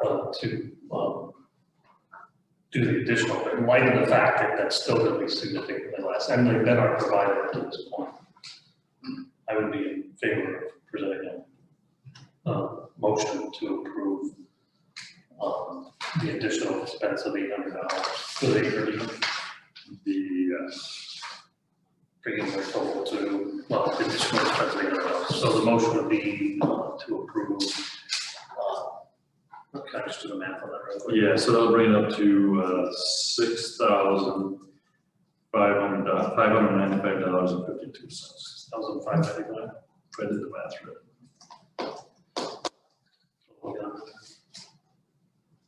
$795.52 plus $65.95. I came up with 65.95.52. 52. Am I right? I wasn't checking your math. You better.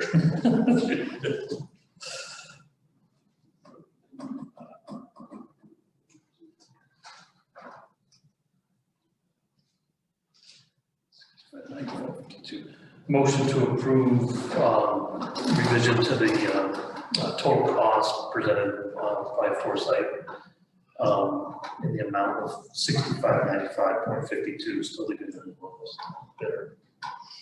Second. Any discussion? All in favor? Aye. Opposed? Motion carries unanimously.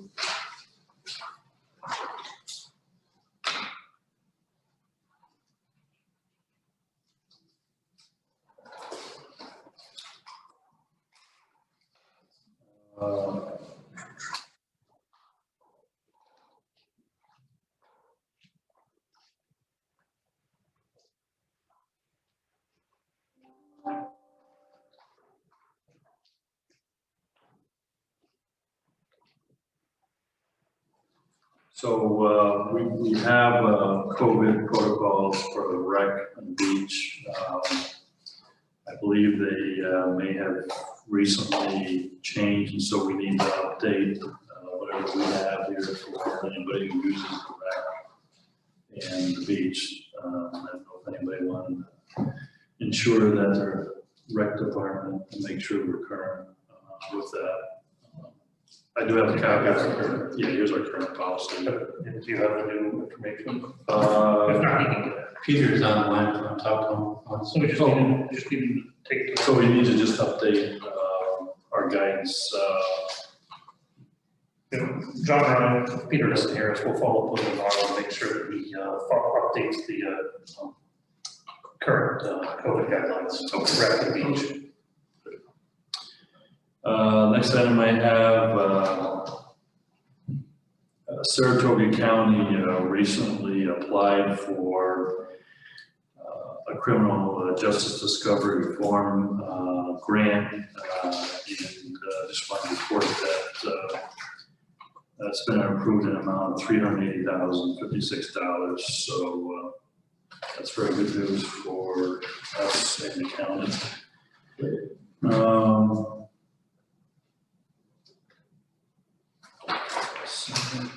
So obviously we don't have to do seeker for 59 through 61, that's it, tonight.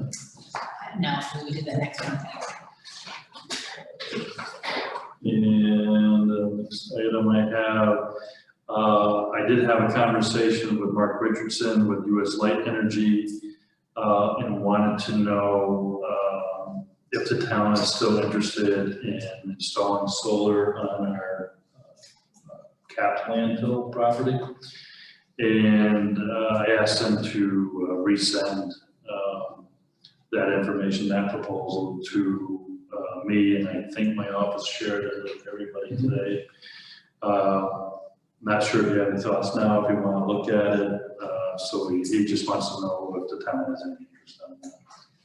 Haven't had a chance to review it, came over, I believe today, but I'm interested in looking at that for sure. Okay. So I'll let you know there's interest, and we're reviewing the proposal. Also included one proposal for the industrial park.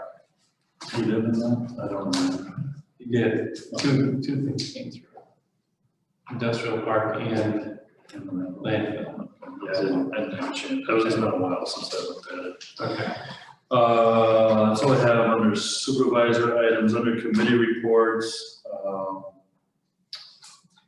I have a request, or actually looking for direction from Ted at transfer station regarding the brush pile. He's indicating that the brush needs to be removed again.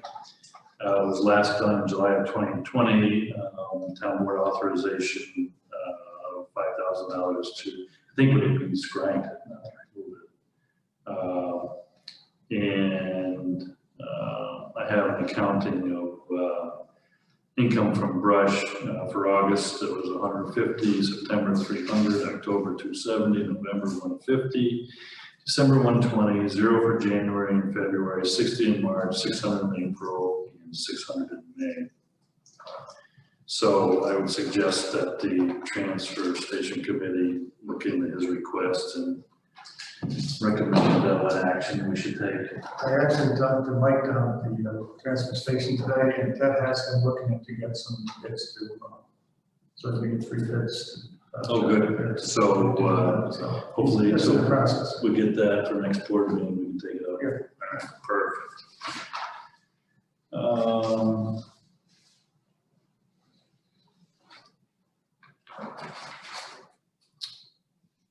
Also have a request to hire Frank Anderson at transfer station as a part-time laborer. Before you read that, would it be possible to ask you to put a second name? Or you want to do them separate? No, we can do them together. Along with Frank Anderson, could you include James Wright, W-R-I-G-H-T? Also interviewed by the transfer committee and member of personnel. And he's a new hire. And it's been our same rate, same position, same information. Yeah, so we've been short-staffed for some time now, and the personnel committee actually interviewed prospective candidates, and so we do have a recommendation tonight to move forward with that. And as you just heard, 2 names are being recommended, James Wright, as well as Frank Anderson. The recommendation is that they be hired as part-time laborers for the town road transfer station at a rate of $12.50 per hour, effective immediately, subject to the successful completion of a background check and pre-employment physical within a 2-week period. Motion to approve. Second. Any discussion? All in favor? Aye. Opposed? Motion carries unanimously.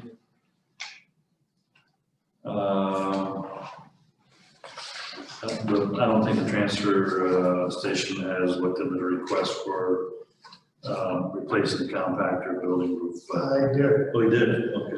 Matter of fact, I talked to Mike today again about that. And he said he will get three bids for replacing that roof. And I know we had 3 people, 3 people that put in bids back in 2019. Yes. Mike offered, and I don't know if the board would want something like this, but to do it in-house. He's done roofing, he worked for a roofing company. He said he'd be willing to get the shingles, and he'd be willing to take out the project. I don't know if the board would.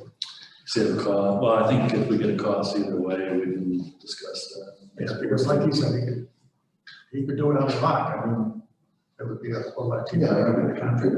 basically, could put on like Wednesday when the closed on that, it would be a project. I would always thought that we could probably do things in-house like that. If he's willing to take that on, that'd be great. Yeah, give us the cost on materials with them. Okay, And I'll time, how much time he thinks it needs. okay, I'll talk to Mike, because he said he'd be willing to do it. So if we do that, then we probably don't need to seek out 3 Exactly. quotes. Good.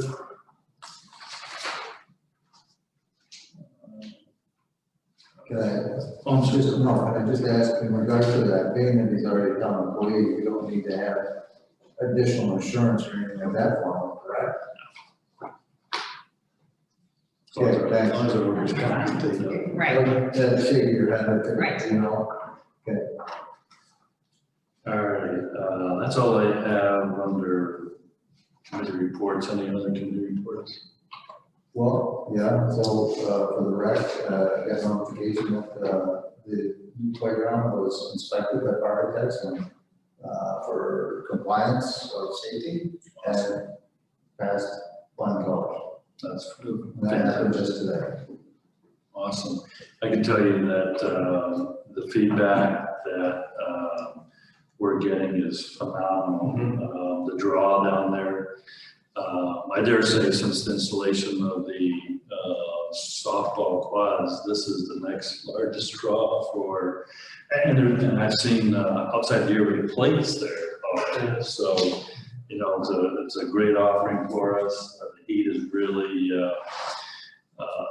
getting, I think it's drawing more people there. I saw a pavilion with some young adults that had some special needs that I think they're using the entire pavilion. So that's a great draw. That's a gym for it. We have a drainage issue we gotta address. But we'll work it out. Okay. Yeah, and I've got a few employees in my other job that have kids that they love playing here at Beach Park Park, and now they really love it. They give the kids a challenge. If they win, they get to go to the splash pad. So, no, it's just wild. And I think we've had some strong interest in renting pavilion one as a primary pavilion, which is right near the splash pad or something like that. Yeah, we're like to scale up. We might have to change our racing structure. Good. Any other? I got one thing on highway. I'd like to revisit something that we visited just a while back. It was the scheduling in the highway department. I know we changed the hours to union people for the summer. There was an issue with I forget the woman's name in the office. Maureen. And Maureen not being able to do the 10-hour days, 4 days a week. And I'm not quite clear on the reasoning behind that. I realize we want someone in the office, but, during operating hours. But on the weekends, we don't have anybody in the office, so I don't understand why. I guess we understand why she couldn't be included in that. I just don't see the rationale behind it, and I just want to know what the real reasoning behind it is. I just don't get it. Someone else may have more clear recollection, but I believe in her job duties and job descriptions, we have talked about staffing that office. We serve the public and we need to be available to the public. Okay, it's actually in her job description, is that what you're saying? Or? We have to look into that. I remember discussion about that. Somebody may have more clarity, possibly the highway superintendent, but. Well, I see, I understand stuff, but we don't have staffing on the weekends either, so. It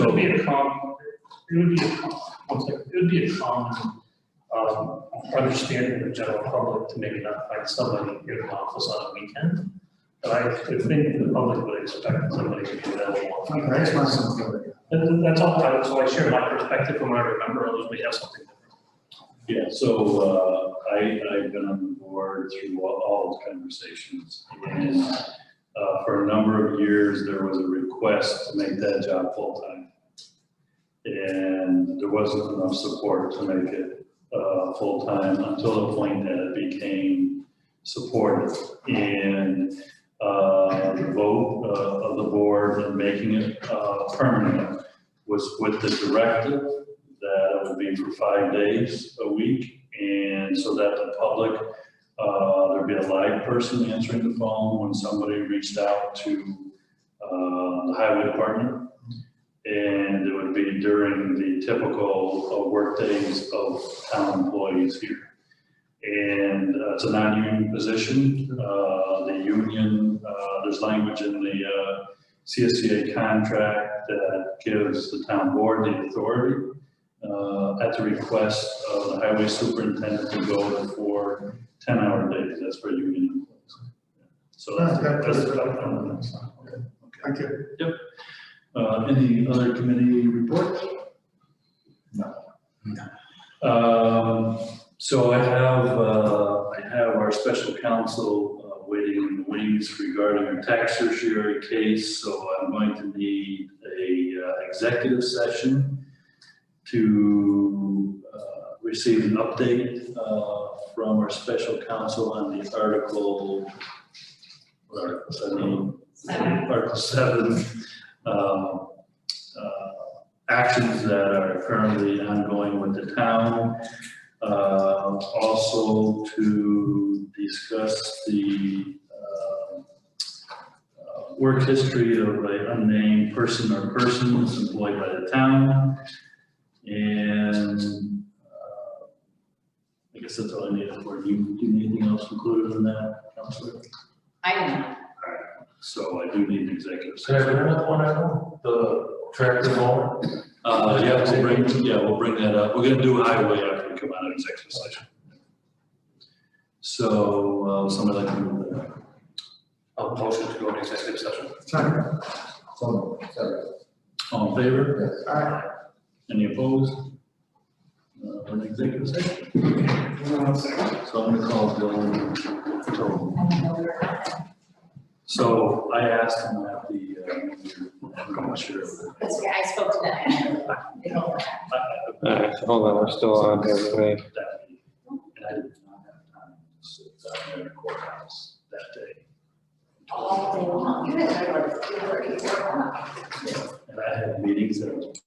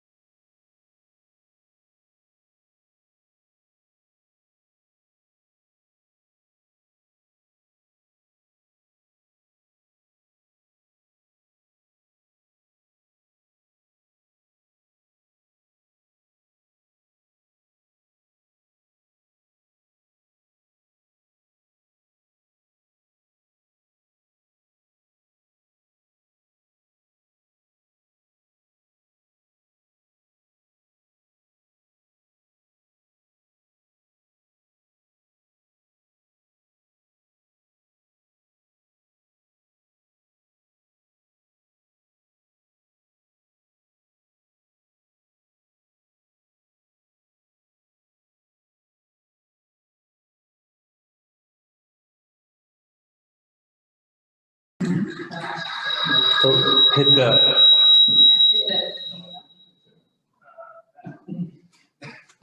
I don't need to vote to come out, I just report.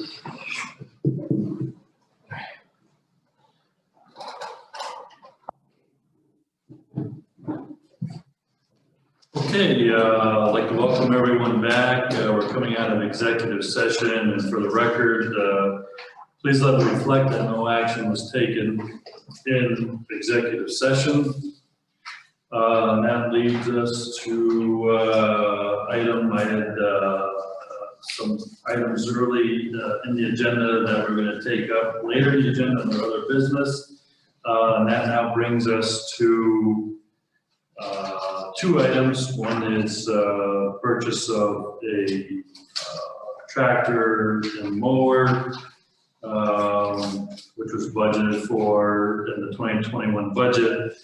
However, we also have another issue of replacing the Peter Road culvert. I think it's over North Branch of Snookkill, that goes under through there.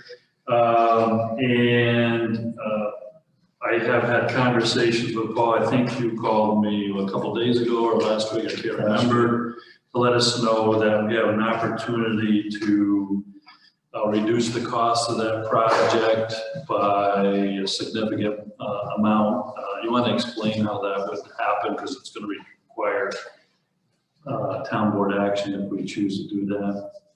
Well, we had it out three years ago for RFPs, and of course they've expired. So working with the Army Corps and DEC and Saratoga County Soil and Water, they said, well, a lot of people are using the Essex County bid because it's got the lowest prices in all the county bids right now. And so I got into the paperwork with that, with Saratoga County Soil and Water, and went through it, and it comes out to be Town Country Bridge and Rail has got a lot lower rates, and for us to go on to that, and with us having less paving this year, I can put trucks on and haul for them and save us more money. So it cuts the price down significantly, and it gives us that, we don't have to put it out to bid and get the job done sooner than later. Because we're kind of limited at time for when we can start to finish this project, because it's in the slip code. So the issue that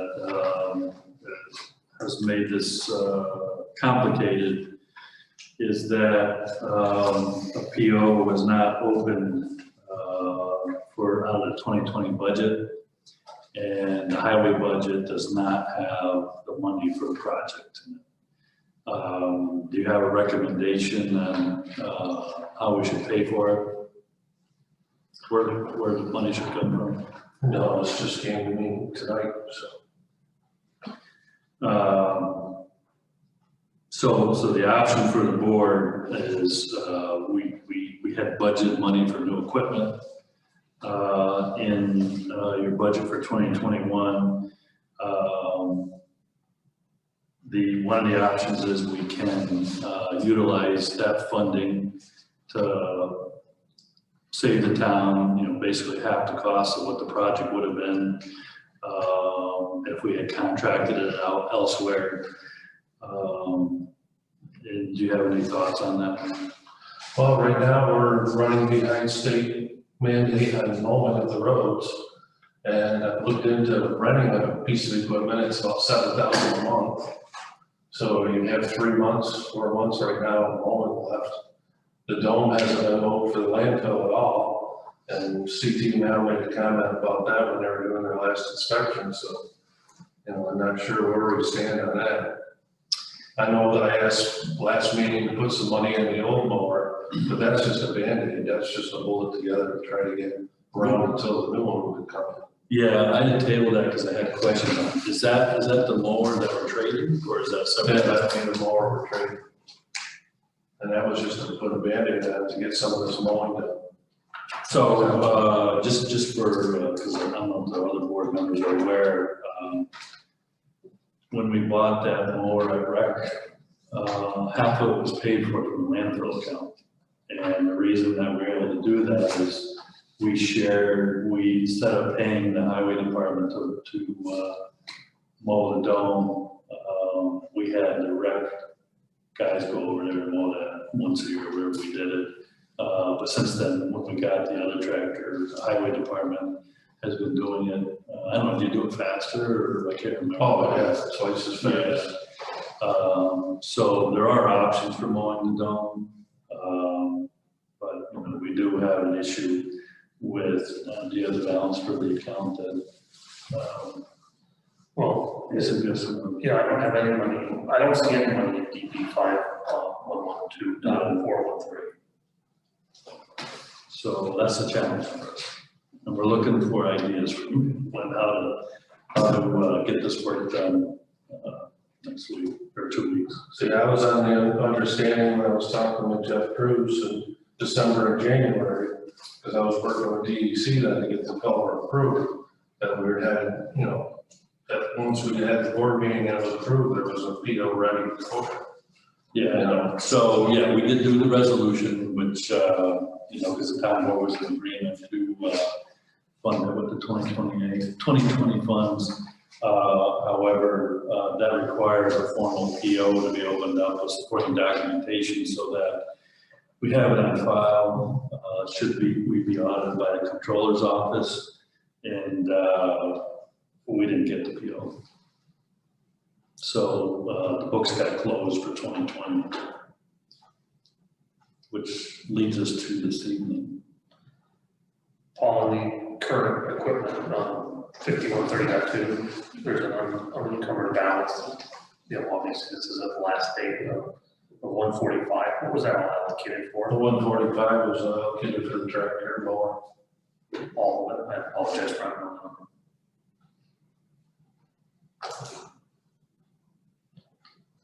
That 30,000 sitting in the equipment repairs is, Excuse me? there's 30,000, 31,000 is sitting in the equipment repairs. Is that stuff you still plan on getting repaired? Or is that? Oh, there's a lot of repairs to be done between now and winter, yeah. That'd be very close. I got a part for the grade element right now that's looking like about $1,000. How much? About $1,000 for a part for the grade element. 12? 1,000. That wasn't planned for that.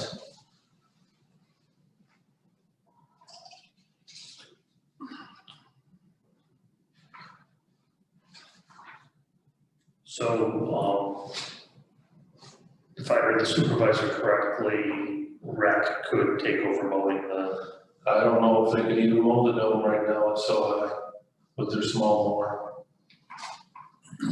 Well, I mean, we have funds in the landfill account, we contracted out. I remember years ago, we used to have somebody hay it. Yeah, I don't think that they have the same number of events on it.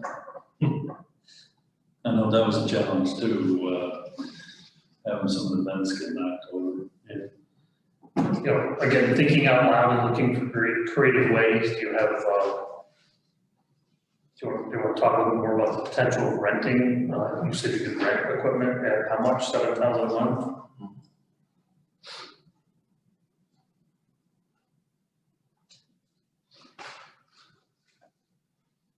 What budget number, what account would renting it come from?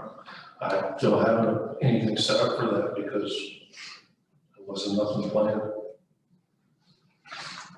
But I know we're just so far behind now, the roadsides are 2 or 3 foot high. What's the best timeline, best case on getting that tractor, even if we were to move on? You're still looking at 12 to 14 weeks. Yeah, one vendor says that wouldn't be. Just knowing the shortage of stuff, so let's, I mean, pretend we're here, pretend we're there. Aren't we in a box already? You said there's only 3 months left for mowing and we're behind state management. Yeah, we're in the box already. That's why I had asked before about Understood. trying to get the other one to go. How much was it to get the other one repaired? I think that was almost 6,000 I had put in there. Do you have that 6,000 in there for repairs? Well, no, that was gonna be it, because the new mower was less than the old, I was looking to transfer some of the equipment to that. It was 5,400. Is the 5,400 in that equipment repair number? No, that was That was gonna be out of equipment, I was asking to move money from equipment to equipment repairs. Because financially, at least give you a chance to knock some of it down. You know, it would be a Band-Aid, but maybe that would be the way to go to fix that problem. You know, that's my thought. With those potential repairs, would that carry it through the season? I don't think it's gonna carry us through because that's a lot more, there's a lot of things wrong with that tractor that need to be repaired. Is that the It would get us through at least a round probably, maybe a little more. So this, trying to be clear, this tractor that you need to repair the mower, not so much the tractor itself. Well, they both need repairs. What mower was out today that had the side boom on it? That's the one we use for doing over guide rails and stuff. And I was out trying to knock down intersections so people can see. Yeah. But it doesn't do a very good job at that part, you know, it's not like it's not a flail mower, it's just a, Rotary. Yeah. Yeah. Like a bush cock. but it's getting it down some so people can see better around some intersections. Yeah, okay. That's probably why the state of New York mandates that you don't do these things. I mean, so I think we're, you know, you have to come up with some kind of solution to this. I wouldn't want to miss the opportunity to have the savings and it's significant. Well, I totally agree. I don't know if a huge fan of putting 6,000 into a mower that's maybe not gonna even last after we do that. Just my opinion, I don't know enough about it. I'm not a huge fan of renting something, but I don't know if that's the worst idea under the circumstances. Moving forward with that tractor and not getting it for 14 weeks, we're already at the end of the mowing season. So we need something sooner. I think, from a dollars and cents standpoint, probably the most feasible would be to not do the repair. Because we need a tractor immediately to do a long-term rental. You know, get some quotes on that, get us through this year. We fund the work in 2 weeks, where we're almost saving 50%, right, by having them, having a county contract do it for us. And I think that with those savings, that puts us ahead, and we do a postponement in the purchase of next year, new tractor. And we still do the trade with it, you know, we don't put any money into that tractor. Well, we're gonna be looking at probably a tandem next year too, so. I got a 2000, what, 10 years. I'm trying to get you through this year. I don't know, I'm just saying, when you're talking next year's budget with that tractor, I think you have 2002 or 3 that's gotta be replaced. Do you have any other creative ideas? Crazy ideas? Or creative? Or other suggestions? I don't have anything off the top of my head, no. I think we have to look to get through this season. That's all. And I think if the rental is the thing that can get us through. Well, we had a budget sheet. This year's budget, we cut a lot last year, so this year's budget's pretty tight. There's no repairs and stuff, so. If you're telling me that whole 145 is for the tractor, so anyways, what would it take to get the cost on these, on this rental, and how fast you can get one? Doesn't matter if phone calls tomorrow. Do we need to wait for numbers, or do we set a amount to exceed? What'd you say the amount was a month? Right now, it's about 7,000. So I think we could do a resolution not to exceed $7,000 a month for a monthly rate. And how long you want it? Need it? Well, by the time you're gonna be looking at July, August, and September, so. Well, I mean, a rental something that's normally available, right? So, Yeah, that's a matter if I can find one now, because we're already into the season. okay. Well, it's gonna, like I said, it'll be phone calls tomorrow, and I'll let everybody know. Not to exceed. I'm okay with that.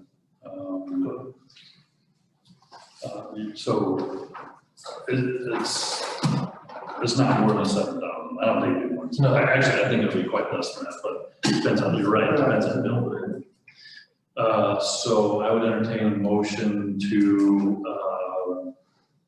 lease or rent a tractor and flail mowers at a rate not to exceed a monthly rate of $7,000.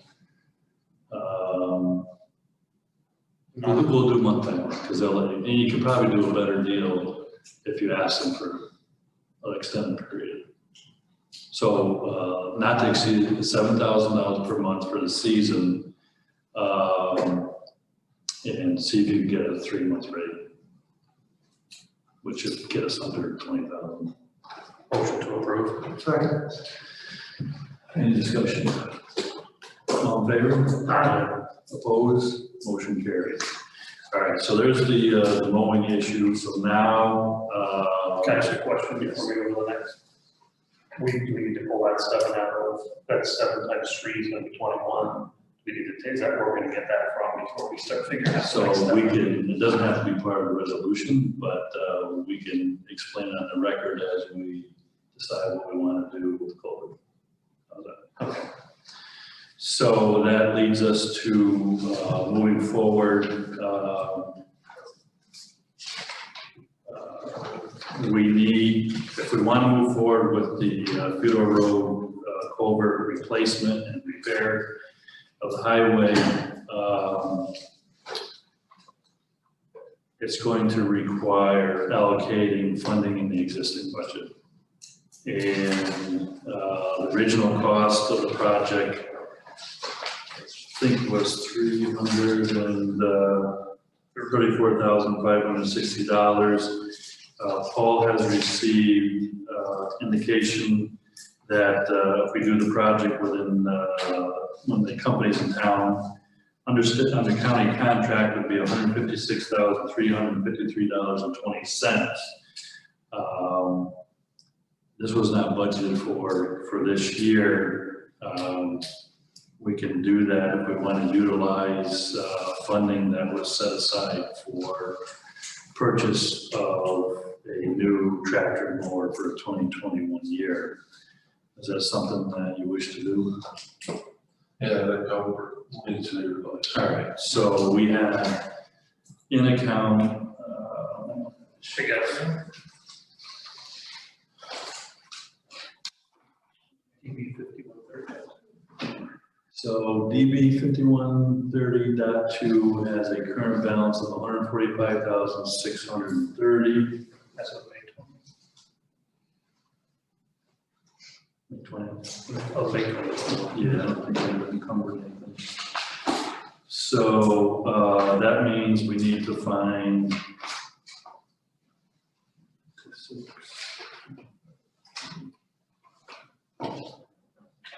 basically need to find 11,000, just under 11,000.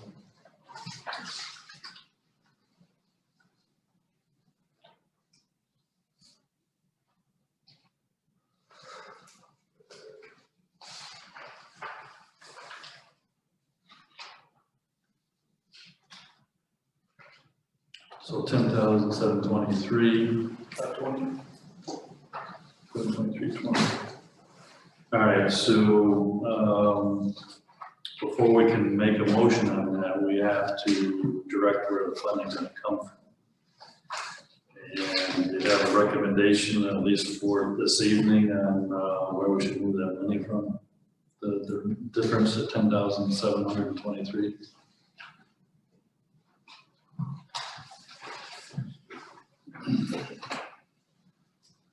Have we done all of our paving?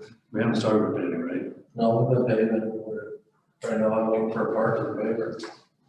Do you want to, I don't have a breakdown of the roads, I know you have that budget time. Do you want to pull out paving for now? Everything that we left in paving last year were almost necessities to be done. I understand that, but Or- I need 10,723 to save $150,000 tonight. Is cold in place recycling the same as paving in your mind? Yeah, that's scheduled for a couple of weeks from now. We approved that in the last meeting. All 94,000. And then, excuse me? All of the 94,200.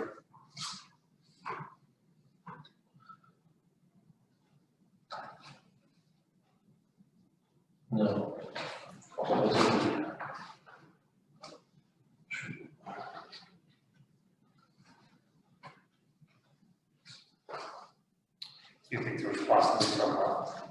possibly some off of that.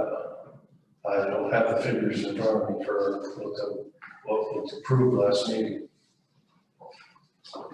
For Norman.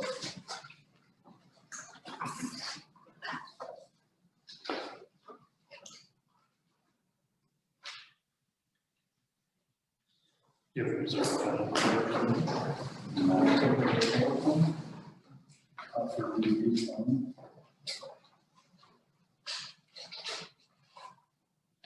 I mean, you got 8,000 for marketing, and can you shave that at all? That's paint the roads after we. I know, okay. So here's the challenge. You tell us where, we will make this happen, you just tell us how you'd like it to happen. You want to take it? If I had known earlier, I would have been able to have my other figures from the paving jobs.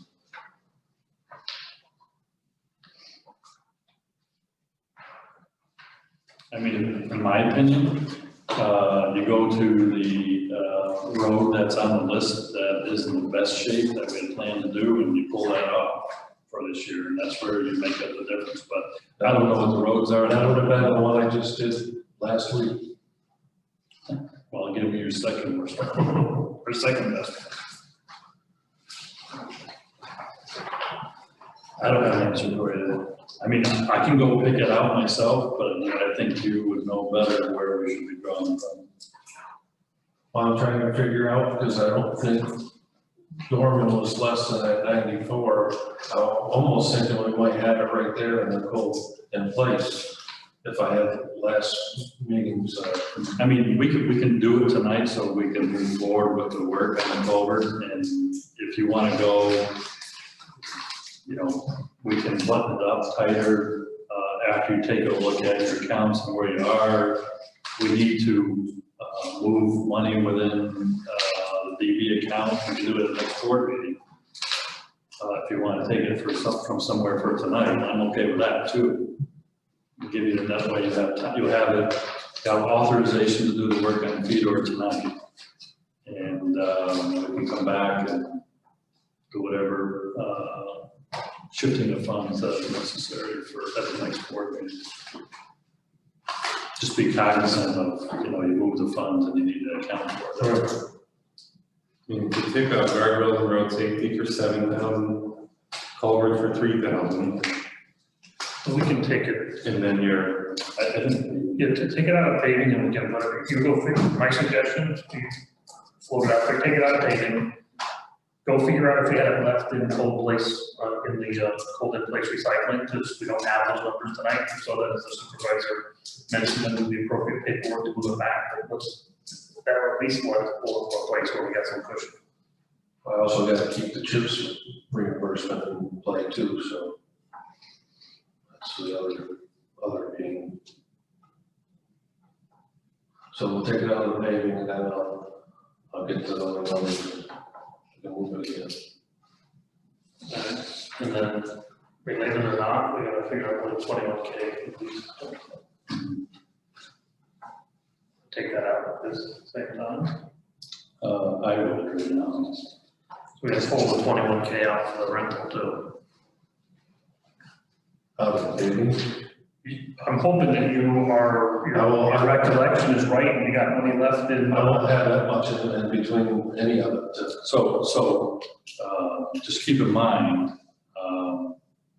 maybe you want to do a 2-month rental. Maybe you want to rent it for a 1-week period and then do another week period and the next month and then another week. I don't know, but you know, we did the resolution so that you could do all three if you can make it work. If you have a different, you don't have to spend that much. I mean, you can have other ideas on how much mowing you should do. We can trim that down and you'll have that money unexpended, unencumbered, you know?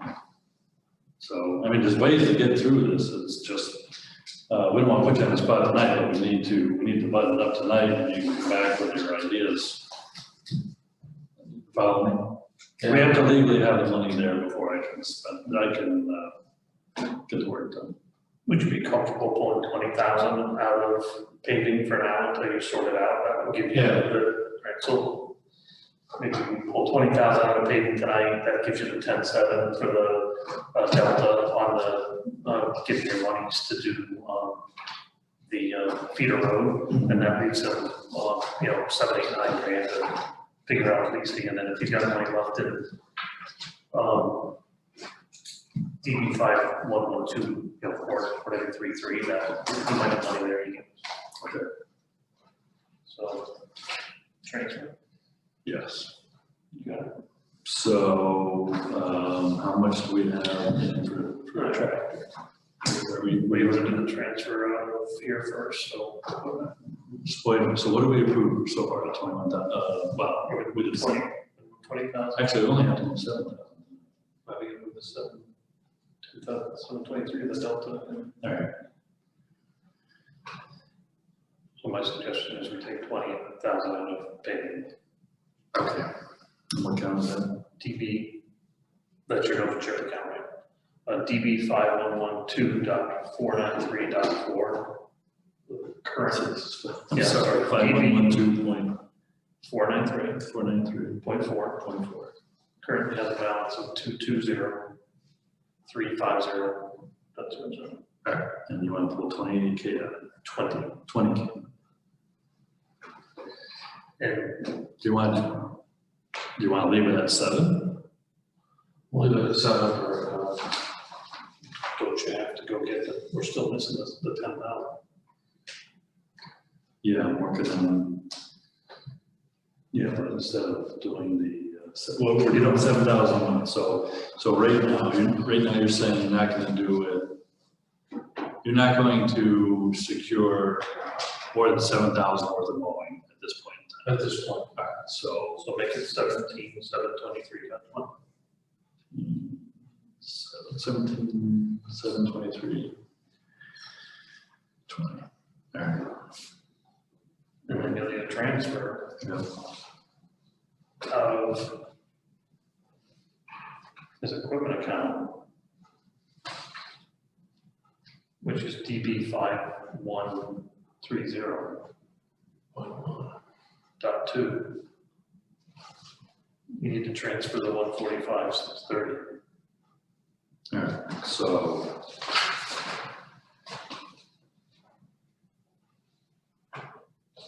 To this account. All right, so we're gonna need a motion. So what would be the total number? I guess you don't want to take a separate.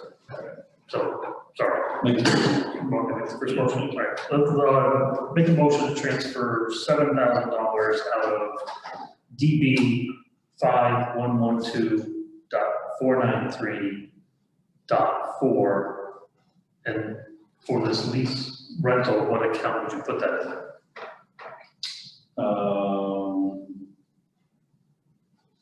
Put it in, I put it under, equipment repairs because we're having to lease it because we don't have a tractor that works. okay, so that transfer is going to,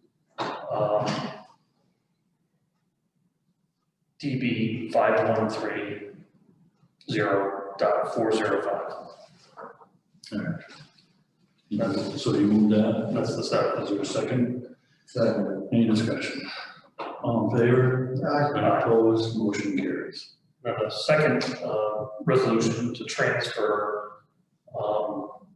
from DB 5130.2 to DB 5112.431.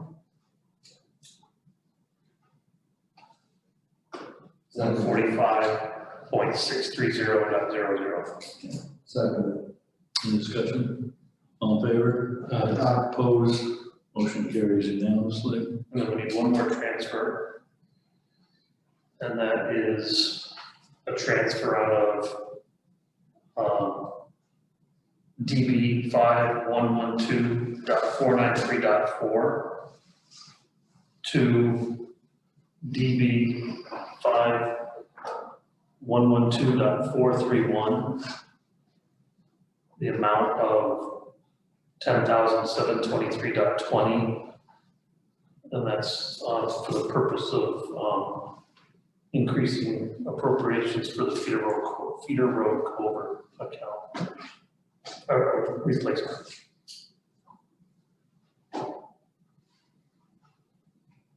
It does. Did we get 156,000, about 350? It does. All right. All in favor? Aye. Opposed, motion carried unanimously. So we have made the transfers and have we authorized, unauthorized? Now we have this. All right, so, we have a request, highway superintendent to do Vito Road, culvert replacement, on county, that's county contract, right, or state? County contract? Essex County contract. Essex County contract, at a price of $156,353.20. The vendor is County Bridge and Rail, PO Box 16395, Albany, New York 12212. And this would be paid from account DB 5112.431. So moved. Second. Any discussion? All in favor? Aye. Opposed, motion carries unanimously. So we have your culvert, we have a Band-Aid on mowing the side of the road, that you feel necessary. And you're gonna look at the budget to see what you need for transfers at the next board meeting. Good.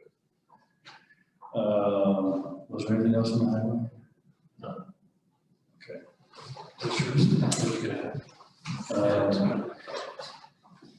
Other business, anybody have any other business? Just got one quick thing. Got a few people asked me about the concerts in the park down in Southwest Falls. And I reached out to Joe Orlo's village trustee. And he said the village isn't really interested in it. I guess the last couple of years that they had the Chamber of Commerce, was sponsors and stuff. But they wanted to, they're wishy-washy back and forth whether they'd like to do anything with it. I just wanted the board was, we had money anywhere to put into the, and it was very popular. I had a cast, I plans that I don't even know without looking. I don't remember budgeting money for.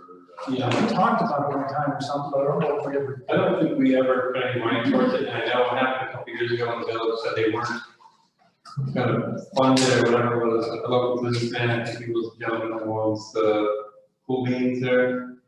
I think he was, That's right. he sponsored a bunch of the events, so however, they did it a bunch of years ago. Yeah.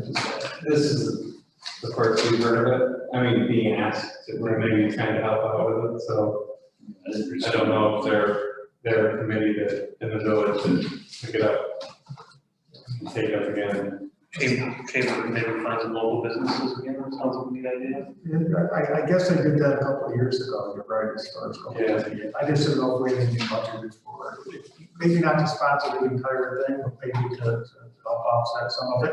If there's interest to the Chamber of Commerce and local businesses and stuff, I don't know if we'd be willing to maybe jump on board also, and, maybe help fund it anyways, not completely fund it. Joe Orlo's gonna check with the Chamber of Commerce and see what direction they're gonna go in, and maybe they can work back and see if there might be some interest and see what they've got planned, and maybe we could have more of an idea of what we might be able to do. I do know they drew a lot of people there, so. There they go. It's good event. Let us know. That's all I got. Any other business this evening? Hearing none, I take a motion to adjourn. Motion to adjourn. Second, all in favor? Aye. Opposed? Motion carried. Thank you. That's yours. Thank you, everybody. Oh wait, I gotta turn this off, hold on.